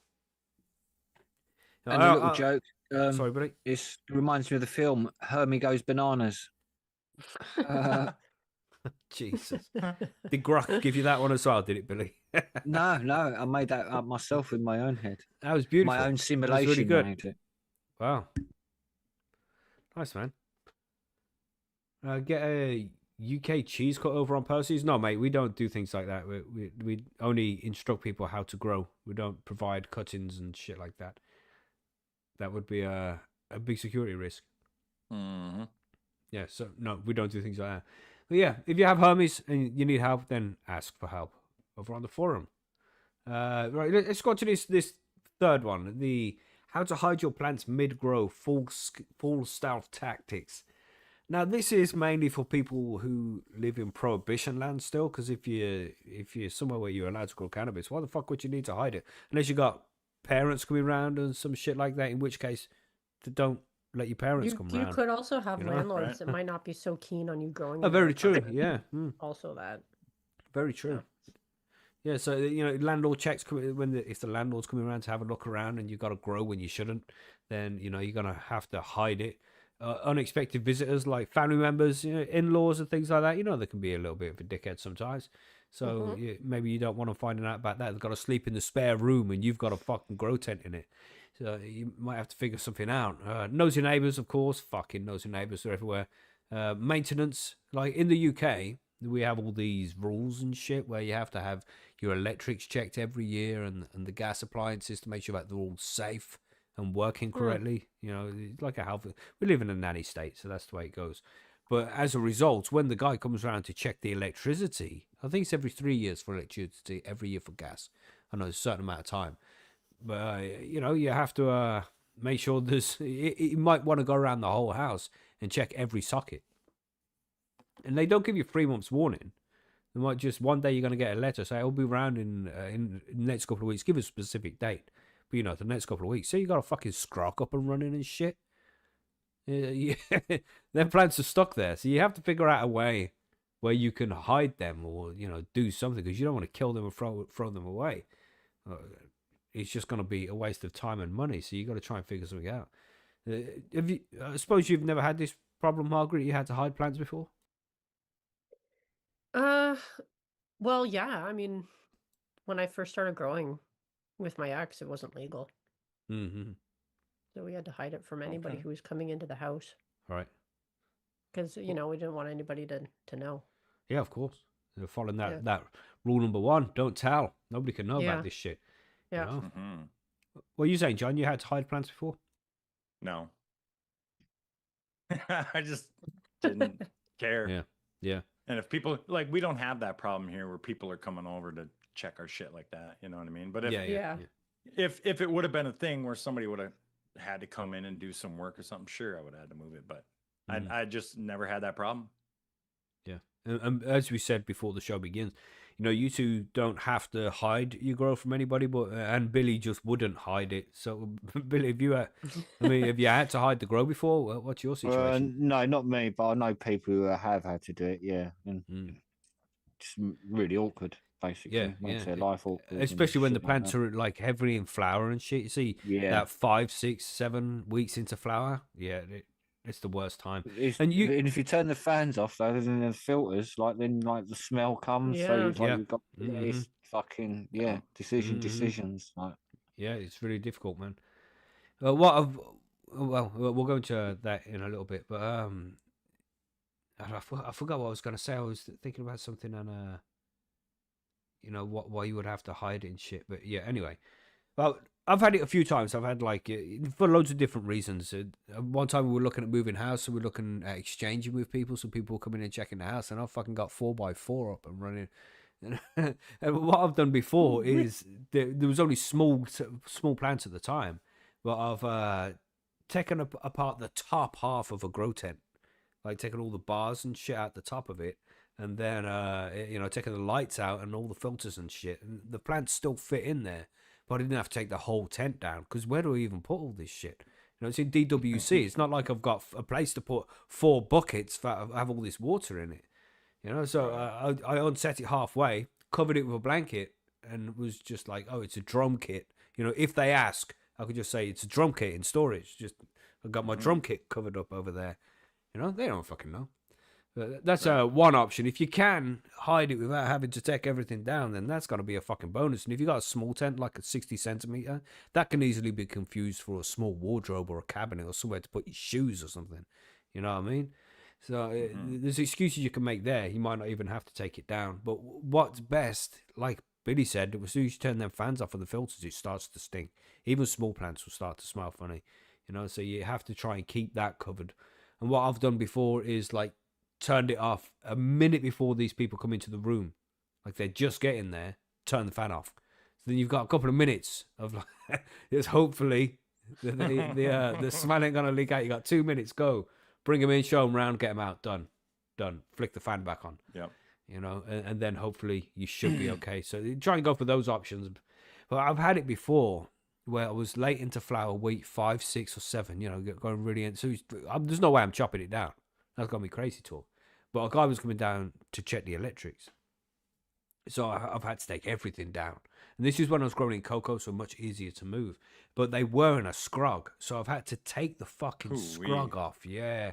And then it doesn't have a lot of support for itself either. You know, it's all, as soon as you take that scrog off, things are falling. So I've had to tie the fucking things up, and then I had to put a black bag, like a bin liner, over the plants, and then put those in the shed. And it was winter time.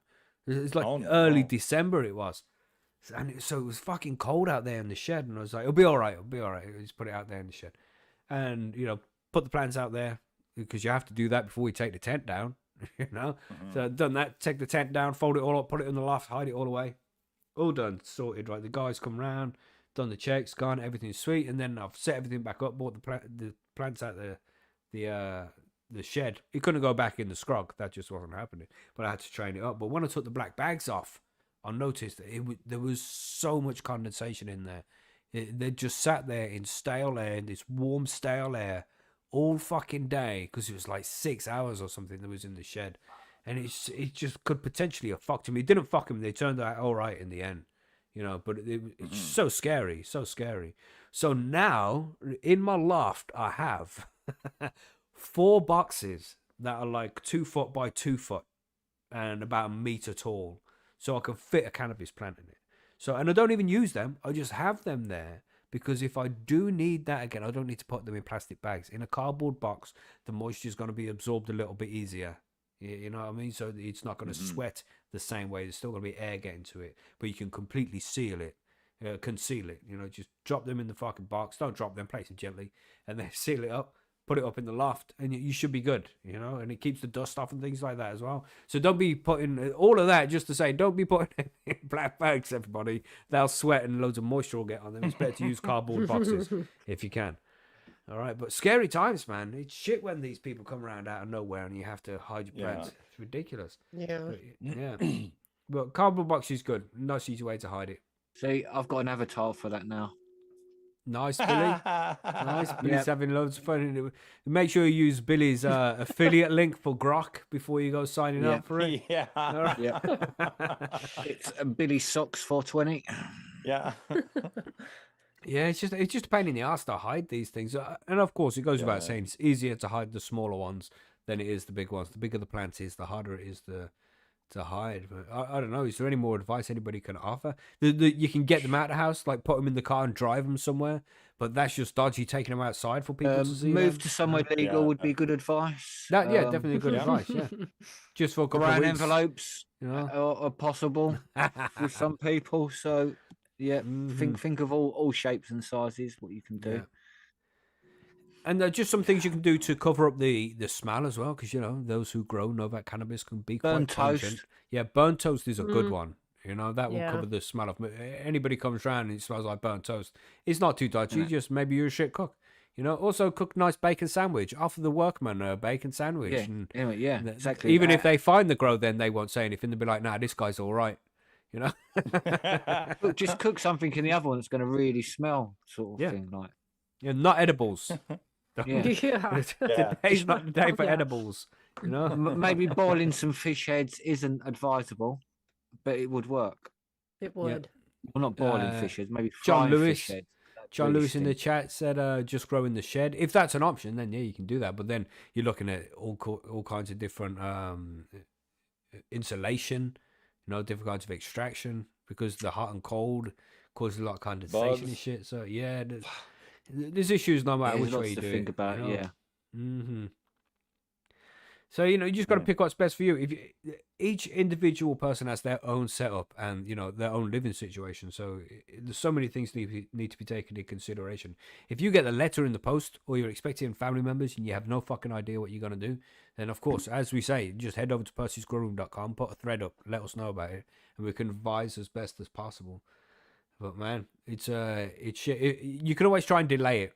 Somebody mentioned this earlier on in the chat as well. Say you get the letter in the post and you're week 6 in flower and they're like, oh, we're going to come round next week and we're going to inspect the electricity. You can just be like, oh, well, that's not really a good time. I'm going on a holiday in a few days and I won't be here for 2 weeks. So could we make it this time next month? And they'll be like, oh, yeah, sure, that shouldn't be a problem. You know what I'm saying? So try that first. Try that first. Yeah, and Free Nug said, I fucking love bacon. I love bacon. I have bacon every single day. What's your favourite kind of bacon? Quick tangent before we go on to the next one. What's your favourite kind of bacon? I like crispy bacon. Not like dry crispy. it needs to be greasy, crispy. You know what I'm saying? Like if you Is there grill any other bacon, dried? yeah, like when crispy it's been bacon? grilled, like on the grill, it gets Oh, all the no. oil, all the fat escapes from it and shit. So it's not good. Right. It's just Yeah. dry We like a could take cracker. it, hit it on You know something, what I it mean? just turns into shards of bacon everywhere. Yeah, you know what You I'm don't saying? like that Not kind. that. No, that's Yeah. not good. I mean, I'll eat it. Don't get me wrong, it's bacon, but it's Yeah. not my preferred method. You know what I'm saying? Yeah, Yeah. I like to pretty much shallow fry mine in a nice layer of oil for a while, so it gets like nice and oily and crispy. What about you, John? What's your preferred bacon? I like before that even. Like I like to have Like- mine be a little bendy. Okay. Ooh, a little Yeah. bendy. Yeah. Okay. Yes. I just love that yes. crispiness, man. What about you, Margaret? Yours with maple syrup, I assume. Actually, no, I'm not really a huge fan of maple bacon, but my favorite What? bacon is the kind that somebody else cooks for me. Okay. Okay. Then I enjoy that kind as well. Yeah. What do you say, Billy? Tomatoes and hash browns in a roll with mayonnaise. Oh, good Nice option. and that sounds squidgy good. and yes, well squidgy. The tomatoes have to be cooked though, cooked tomatoes. So Okay. you fry the tomatoes a bit, a whole tomato fried with the bacon, Like a I can BLT. just- hash brown on top. Like a You see warm John BLT, fucking like- cringing in his warm chair BLT, there. Yeah, You know, proper like Really? Yeah, Eh, I'm not about it. Okay. You Every don't time like Billy said BLTs? tomato. Yeah. No, I love BLTs, but you're gonna Yeah, no, you're that's gonna really warm nice. up a It's with- tomato. yeah, No. yes, well nice. Warm tomato There with you I go. bacon. mean, usually the bacon. It makes the mayonnaise or yeah, but it makes the bacon. I don't know what to tell you. My lettuce it is moist. cold. Nah. However, I do like to put slices of avocado onto my BLTs. Oh, and come then on, we've that's got a a bit blat. like I would you'd do live in that, Surrey, yeah. mate, if you'd done that here. It's I'd fuck tasty, with Margaret. that. Doing, yeah. Yeah, Yeah. yeah, it's good shit. Yeah. You Oh, can't really fuck up bacon too much. That's it. Bacon's bacon. No. Just whatever. Yeah. Just give me the bacon. Yeah. Mm-mm. You know what I mean? It's good on everything. Had some Yeah. candied bacon on deviled eggs. Mm-mm. Ooh. And just to bring Yeah. it up, because everybody knows how much I love Sweet Baby Ray's, but Sweet Baby Ray's on a fucking bacon sandwich. Oh my god! Oh Damn. yeah, sweet baby Ray's with the Fuck. tomato and hash brown would be pretty cool, you know. Ooh. Actually, Oh, Yeah.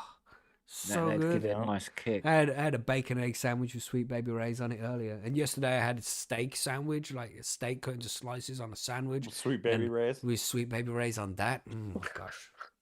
I'm hungry. Fucking everything. Yeah, let's It's let's like get this ketchup done because we all in clearly America. need Holy bacon. shit. All right, Okay. right, bacon John. last Let's talk night. about I didn't eat it. rehydrating. But sorry for that tangent, everybody. No. It's Kind fine, of sorry. I hope you all want bacon now. That's right. everyone. Let's go. So it happens. Our buds dry out. What can we do to fix them? You know what I mean? So I'm actually going through this problem right now. So let's talk about it a little bit. So what causes our bone dry buds? Over drying.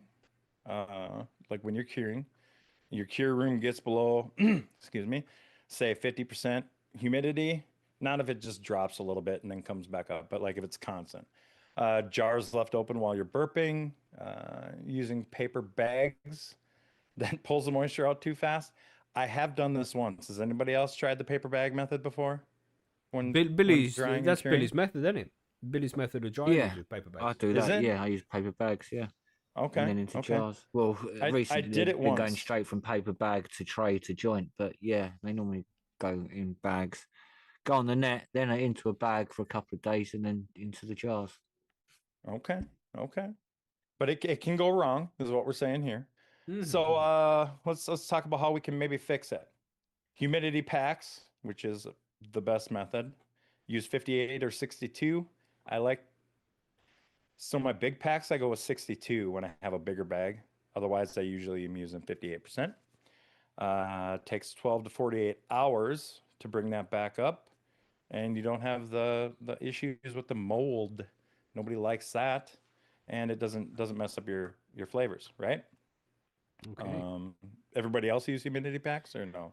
I've always been skeptical of them. I've never really fucked up the curing process either, so it's always been a decent level of moisture. Never been too dry, but I've always been skeptical with the humidity packs that they add flavor. But they claim that they don't, and they probably don't. I've never tried them, so I I've wouldn't never had wanna it happen. Claim anything. And and I use them regardless of if I screw up my cure or Oh, my really? drying or not. Yep. Okay. Just cause I don't want. Well, when you're popping it open all the time, whatever. So the leaf method, which is a fast rescue, a small lettuce or spinach leaf placed inside the jar. Don't leave it there very long, 2 to 4 hours maybe. And they're gonna rehydrate without flavor transfer. Could you use a moist cannabis leaf? Well, yeah, this is You could. usually people get these kind of ideas like use orange peel and all this crazy shit because they Yeah. don't grow cannabis. But if you do grow cannabis, the best thing to use is a cannabis leaf.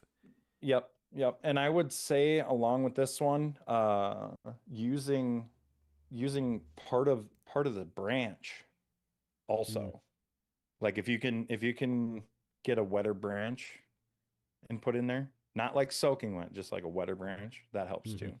The damp cloth round on a lid. Yeah. I'm not big on this one. You don't if you do this, don't let it touch the buds. Yeah, just it having works really like slow. a piece of damp cotton, like cotton wool or something with some water Yeah, in there. yeah. And I'm not a fan of that either. Mm. And then there's these rehydration stones made from terracotta. Soak them briefly, dry, then add them to the jar, and you can reuse them. I've never heard of those. I guess. All these kind of things are I don't know if they're still used because these proper humidity packs are out there now. The humidity packs, like I mentioned earlier, but they're from what's them things? A humidor where they store cigars. Yep. Mhm. Yep. Yeah. Yeah. You can buy them in pretty much any smoke shop. The humidity Yeah. packs. No, so yeah. We talked about so avoid. It says here avoid using the peels and the slices of anything like apples or lemons and what have you, or oranges, because it gives you a sugary residue, which can, I guess, risk of mold. bring risk of mold. Yeah. Do not spray the buds with any kind of water or misting. Like you're just asking for, you might as well, if you do it, just throw it right in the trash because it's probably not going to work out, So how long does it take? 4 to 12 hours for light dryness, very dry, 24 to 48. Dust dry buds can take a little bit more, like a lot more. One that we didn't bring up in here is the slice of bread method. Okay, well, Has you can just anybody use done bread that? in there? No. It would seem weird putting Yeah, yeast in there yeah. and shit. Yeah. Well, I mean, I only do it's that another for option. jars of brown sugar. Okay. That does work with brown sugar. Yeah, it does. For sure. But bread holds quite a bit of moisture. And you don't need it very long. Like you stick it in there for an hour even, it's going to make a giant difference, and then just pull it back out. I've used that before and never had problems with it. Some people might have. The problems with the So- cannabis, though, the terpenes, they're quite easily damageable. If they dry out and then get wet again, then they lose a lot of their flavor and stuff. So it's something you have to be careful of when rehydrating cannabis. To try not ruin it. Don't wet it too much. I mean, I've had stuff come completely back from being just nothing. You know what I mean? And rehydrate it, and all of a sudden, all the flavors are there again. All the smell is there again. Like it's crazy sometimes. So what can we do to prevent this? We're going to keep our dry room at 55 to 60% constant. Don't hang dry in front of fans. Yeah, so don't hang your plants directly in front of fans. I usually try to point them at the wall or something, get it to bounce around. Avoid burping your jars too often. I used to do this in the beginning. I was in there all the time, checking to make sure, and it just dries it out. Just take some practice. And and get those. I mean, you can spend $12 and get like a pack of 12 of those little humidity meters, man. Just buy some and just throw them in so you can watch it. Yep. And then if it falls not below too bad. 58, then it's dry enough. If it goes above 62, open it. It's pretty simple. Yep. Yep. Pretty easy. And it depends. I mean, that depends on how you like yours. Storing wise, I go with those numbers. Most people like it drier when they're smoking. Yeah, Billy says that, don't you, Billy? Yeah, it's got to be below 20% moisture when you smoke it completely. 100%. Even you- Grok could agree with that as well. And so would most scientists. Yep. Right. 99% of dentists agree. Yeah, Yep, exactly. Yeah, there you go. And as you see, my Grok man is showing you how to stick a leaf in a jar there just to show you the moistness levels. Let's see. That's how good Grok is. Fucking hell. Just advertise again. I want to get my money's That's worth. getting crazy, man. Isn't it? That's good, isn't it? Yeah, that's really good, though. I'm shocked. Yeah. Anyway, don't forget to use our affiliate link for Grok. Yeah.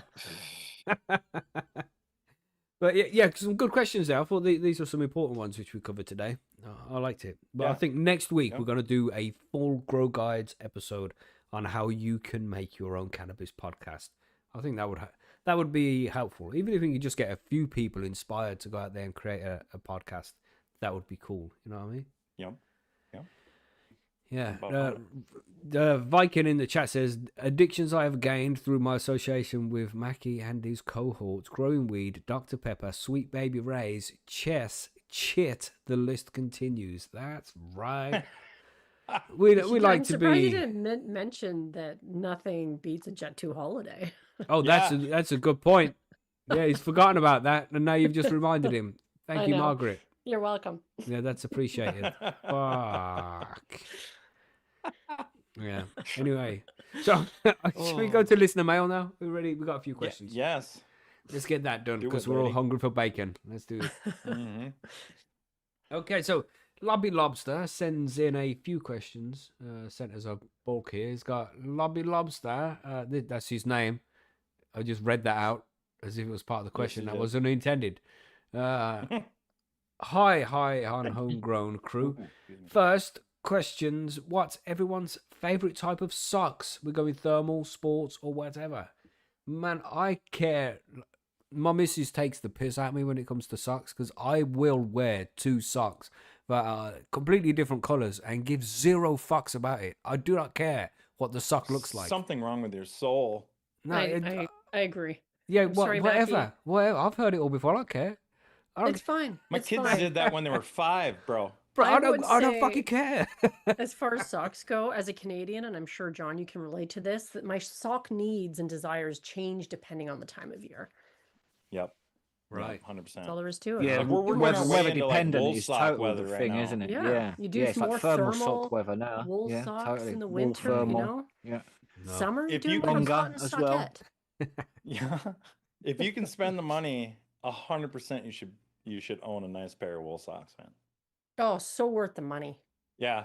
Like Your feet can still 25 bucks a breathe. pair, take my money. I Oh. don't even care. It makes, because those, like, I don't know, polyester socks, they're nice and soft, Mhm. but your feet don't breathe. They Nope. really Nope. Wow, that's a... You fucking posh bastard, you are. With No, your you fancy live we in a live socks. where it's 80 below. don't. Okay. Exactly. And it gets super cold. You Yeah, appreciate. no, I can understand good that. But socks. what if one of those socks was blue and the other one was green? Would you wear it? No, No, why not? I'd be less inclined. because Yes. it's racist. They function. They function exactly the same. They're just I don't different know that. colors. That's racist. Are John. they? It's terrible. Are they different or not? Sometimes I even do that. I will wear 2 socks that are completely different from each other, and just be like, "Yeah, that goes on the left. That goes." Like, I don't give Yeah, a but that fuck. might mean they could also be different heights, which is Yeah, definitely sometimes. unacceptable. Right. No, that's Okay, that's LL fine. Cool J. That's fine. I don't- Jesus. They go into nice, comfortable shoes. That's the important thing. You know what I mean? Would you As wear long different as- shoes? No, you think I'm Well, that Okay, that then shut crazy? the hell That up and same wear logic same socks. applies. But no, it Yeah. doesn't, because there's different. Like each pair of trainers you have, or sneakers, if you guys call them, are slightly different. You know, you can So are your tell if you're socks. driving in one pair of shoes compared to a different pair Yeah. of shoes. Right? Yeah. Yeah. So that's not the same as Apparently, socks. we're not winning this, Margaret. No. Depends I if they're think under the it bed doesn't socks matter. as well. In my also, mind, I doesn't have it? one. You see what you did, Lobby Lobster, with your ridiculous fucking sock question? Great. Let's move on to Great. question 2. Yeah, it's more Sort of pressing. chaos. Let's go. Fucking hell, these Oh, these shit. posh sock people. Gosh, wearing real socks and shit. Anyway, second question is, and Lesby, Is Anne Lesby okay? She hasn't been very active with any questions recently. Did she get busted? Billy, you heard from Anne? Or Surprisingly enough, she only just texted in a minute ago. no She's way. about yeah. She said like Coincidence. coincidence. She said she liked how many times Margaret said moist in the Grow Guides tonight. Yeah. Did she It's happen made to her write evening that out for entertaining. us today? Yeah. Is that what happened? Gosh. Sorry, mate. I said, did she They- happen to write that out for us today for Margaret? She got Billy's Yeah, personal You would number, maybe she think. innit? did. Yeah, You'd yeah. She got my think. personal number and details. She's quite Yeah. fast on the old typing as well. Good with her fingers as such. So That's right. yeah, Proofreading. proofreading and all that. Yeah. And the third question. Do you think the UK will see any sort of reform for cannabis laws soon? So fed up with seeing other countries legalizing the benefits, and we're sat around like criminals for a fucking plant, while they squeeze us for every penny and won't even talk about it. Arg. Calm down, Lobby Lobster. He started going a Tune little in bit on a every rant Sunday. there, you know. Yeah, it's, To hear more. yeah, it's fucked, mate. It's very frustrating, and we can obviously feel your pain. And it's just a pain in the ass when you're seeing all these other countries legalize, and it's like, look, they're legalizing because there's nothing wrong with it, but we're still sitting here made out to be criminals because we enjoy a particular herb. It's disgusting, and I there's no mean, justice in it. It's ridiculous. That's not completely true. Because look what just happened in the US. Yeah. True. You know what I mean? That's Yeah. right. Yeah. So we also feel the pain. But you're going backwards a step, which is still far further forward than we're at. Right. Yeah, yeah. You know what I mean? True. So it's fucked true. here in the UK, and we got no sign of anything changing. So I don't think there's going to be any change. And the Labour government isn't going to do it. They're far too, I don't know, mixed up with many other things. They're not even thinking about cannabis right now. It's not going to happen under Labour. And then, judging by the polls, which we've seen, and you never know which way politics is going to go until it actually happens. So who knows? But from what we're seeing so far, it's looking quite likely Reform will win the next general election, which could be in 4 or 5 years. About 4 years now to the next general election. And if them guys win, they'll be in power for 5 years, and they've got no intentions of legalizing cannabis either. So I don't want to put it down on everybody's mood, but we could be looking at 10 years at least before we get some kind of actual legalization for recreational use in the UK. Oof, It's 10 fucking years. shocking. Yeah, That's man. rough. Yeah. Rough. Hopefully I'm wrong. Hopefully, hopefully Keir Starmer changes his mind and starts focusing on bullshit things and starts being like, oh yeah, let's get this cannabis thing sorted for everybody. That'll boost the economy. But Do you I have a don't think genie that. in your pocket or No, just delusions. Just delusions. yeah, right? Like You know. So yeah, Weird. does anybody disagree? Billy, I'm sure you agree with that. Yeah, I disagree. Yeah, of course you do, Just, bro. just disagree. Just to get your fucking picture on the screen. Just to get my avatar on the screen. That's right. Just to get that out Do there. you- Are you Did always like that one? typing in I there? like that one. It's like half naked man is a default setting for your grok terms or Yeah. something. Yeah, What? pretty much. Yeah, yeah. I hope that makes you feel better there, Lobby Lobster. That Oh, was shit. that answer there. But we have one from Free Nugs now, who said, "What's going on, HOHG?" There's two questions here. What has been some of your favorite strains to grow and why? Do you like its resistance to pest and disease, big dense cola buds, or maybe the terp profiles? What do you say, John? I always grow for terps, flavor and stuff. Yeah, man. Really, in my opinion. Mm-hmm. My favorite strains. I do love Gorilla Glue. How that grows. And my, I think my new favorite is probably that Cindy 99, man. Classic. Just has such perfect would be buds nice. that like round and spread out decent on the branch. So it's just like nice big nugs you pull off the branch. It's good. So yeah. What do you think, Margaret? I usually just grow with whatever seeds I happen to have on hand. So that usually is sort of what determines what I end up growing. But I actually really do like growing the Charlotte's Angel CBD because I like to have CBD on hand all the time, and it's better than anything I can ever find in a Yeah, man. dispensary. That Is it CBD a weed is 1-to-1 good. or is it just straight CBD? Just straight CBD. Okay. I got Yeah, some man. ultra cherry here. I need to Do it. fire up one day. Everybody needs to grow some fucking CBD. Even if it's a one-to-one, Yeah. you need some CBD in your life, everybody. It's not all about the Yeah, THC. definitely. Grow some, Yeah. you got to 100% grow on some that. CBD. You just put one plant in there, just one. Yeah. So you don't have to have it all the time, but it's there if you need it. And once you start using it quite often, you'll realize how fucking delicious and lovely CBD is. Mm-hmm. I do like CBD weed as well. If you make your own hash as well, it's good to have a CBD plant because then you can just Ooh. put your hash in that and smoke that as like your joint, and that's well nice having CBD Yeah. weed There you and go. hash, THC hash, man. It's a proper good combination. I need to grow some Okay. more CBD myself. That's what Do it, lady. Yeah, but, Yeah, do lady. it, lady. the one of the ones I remember just because it was that scrog that I did, and because it was just fantastic weed at the end was the Jack Herer. Jack Herer is a quality strain. You need to grow it. Yeah. Everybody needs to try Jack Herer. It's called the perfect sativa. For a reason. It don't take as long as most sativas do, but it's got all the benefits of sativa. The flavor and Right. things like that. So good. So and of course the big bud of Hindu blue Kush. cheese. Classic. Yeah. Yeah, blue cheese, Hindu Kush, I like. Yeah, man. So, did you say anything there, Billy? You got a particular one that stood out? I think I really agree with what John said earlier as well. I'd have to agree with him there. Like I said, the Hindu Kush is quite nice. Old school plant. The original skunk as well is really nice. God, But I wish that's I could just get like some of Yeah, that so yeah. much. that's just more like it's reminiscence, just Yeah, because nostalgia. it tasted so nice and nostalgic as well. So yeah. Yeah.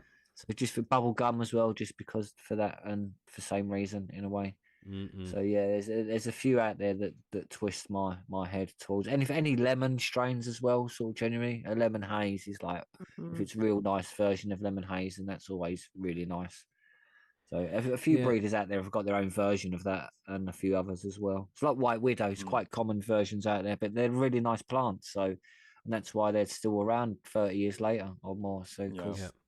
fucking really nice strains, So you can see and there they're still that mothers to others, isn't they? yeah, Really, they're the mothers to others. So. yeah, so nobody's mentioned the resistance to pest and disease. So you can see there, it's not really a big Yeah, deal there for that as inox. well.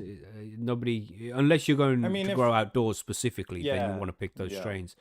But for just a normal grow, yeah, it's not really something that people look out for. It's all about the terp profiles. Get something you enjoy the flavor of. You Yeah. know? And the big dense Or- colas, I don't know. I don't think people are too bothered about that nowadays either.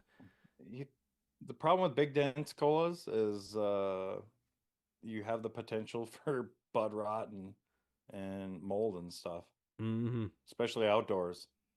Like this That's year, right. we cut off like all of our big like bud sites so that we wouldn't have that problem this year. Mm. Yeah, I found That's right. Dutch Passion have a few nice CBD ones as well. There's lots out there.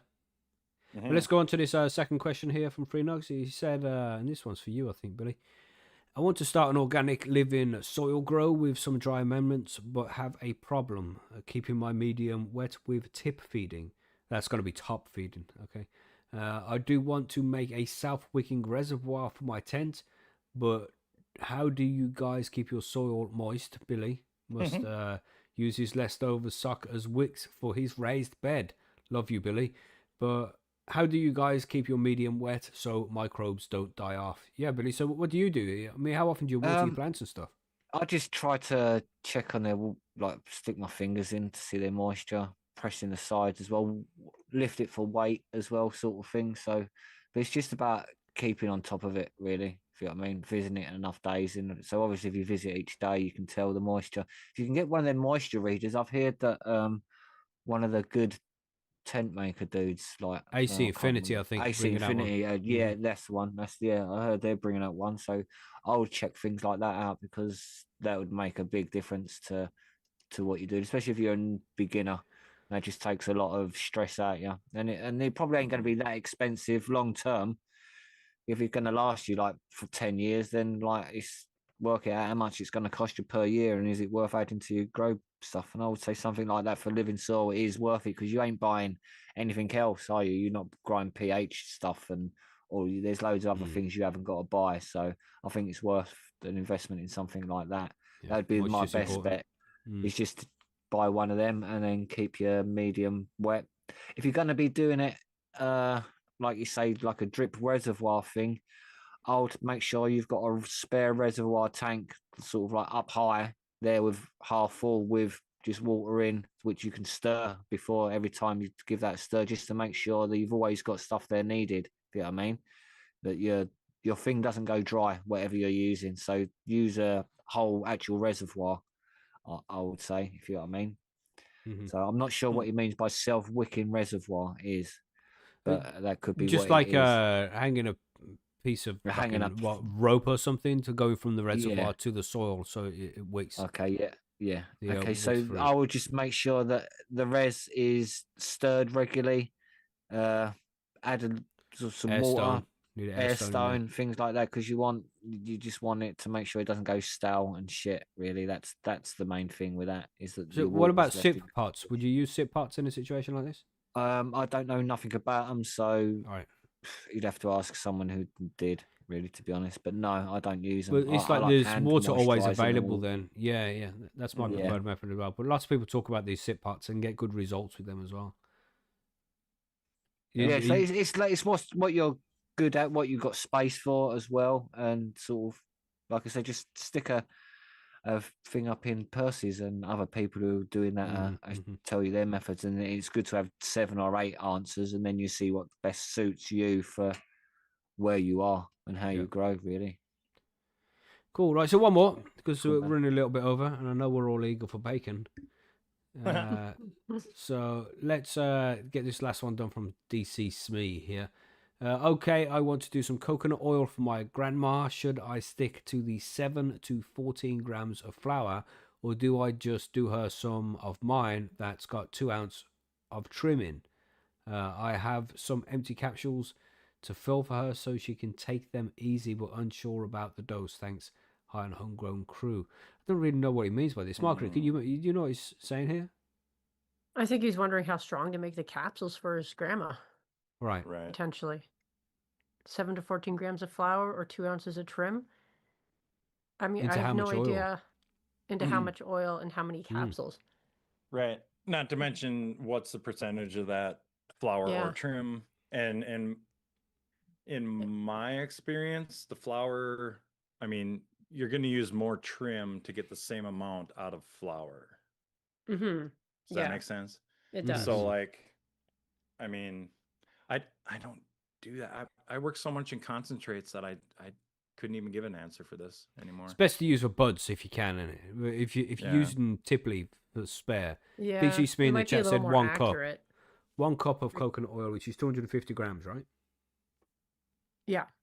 So, I would make a fresh batch out of flours with 7 grams, and then do proper measurements so you know exactly how much is in each capsule or cookie or whatever you're going to give her, and then go from there, because then you know from start exactly how much is in there and whether it's too strong or too small a dose, rather than guessing.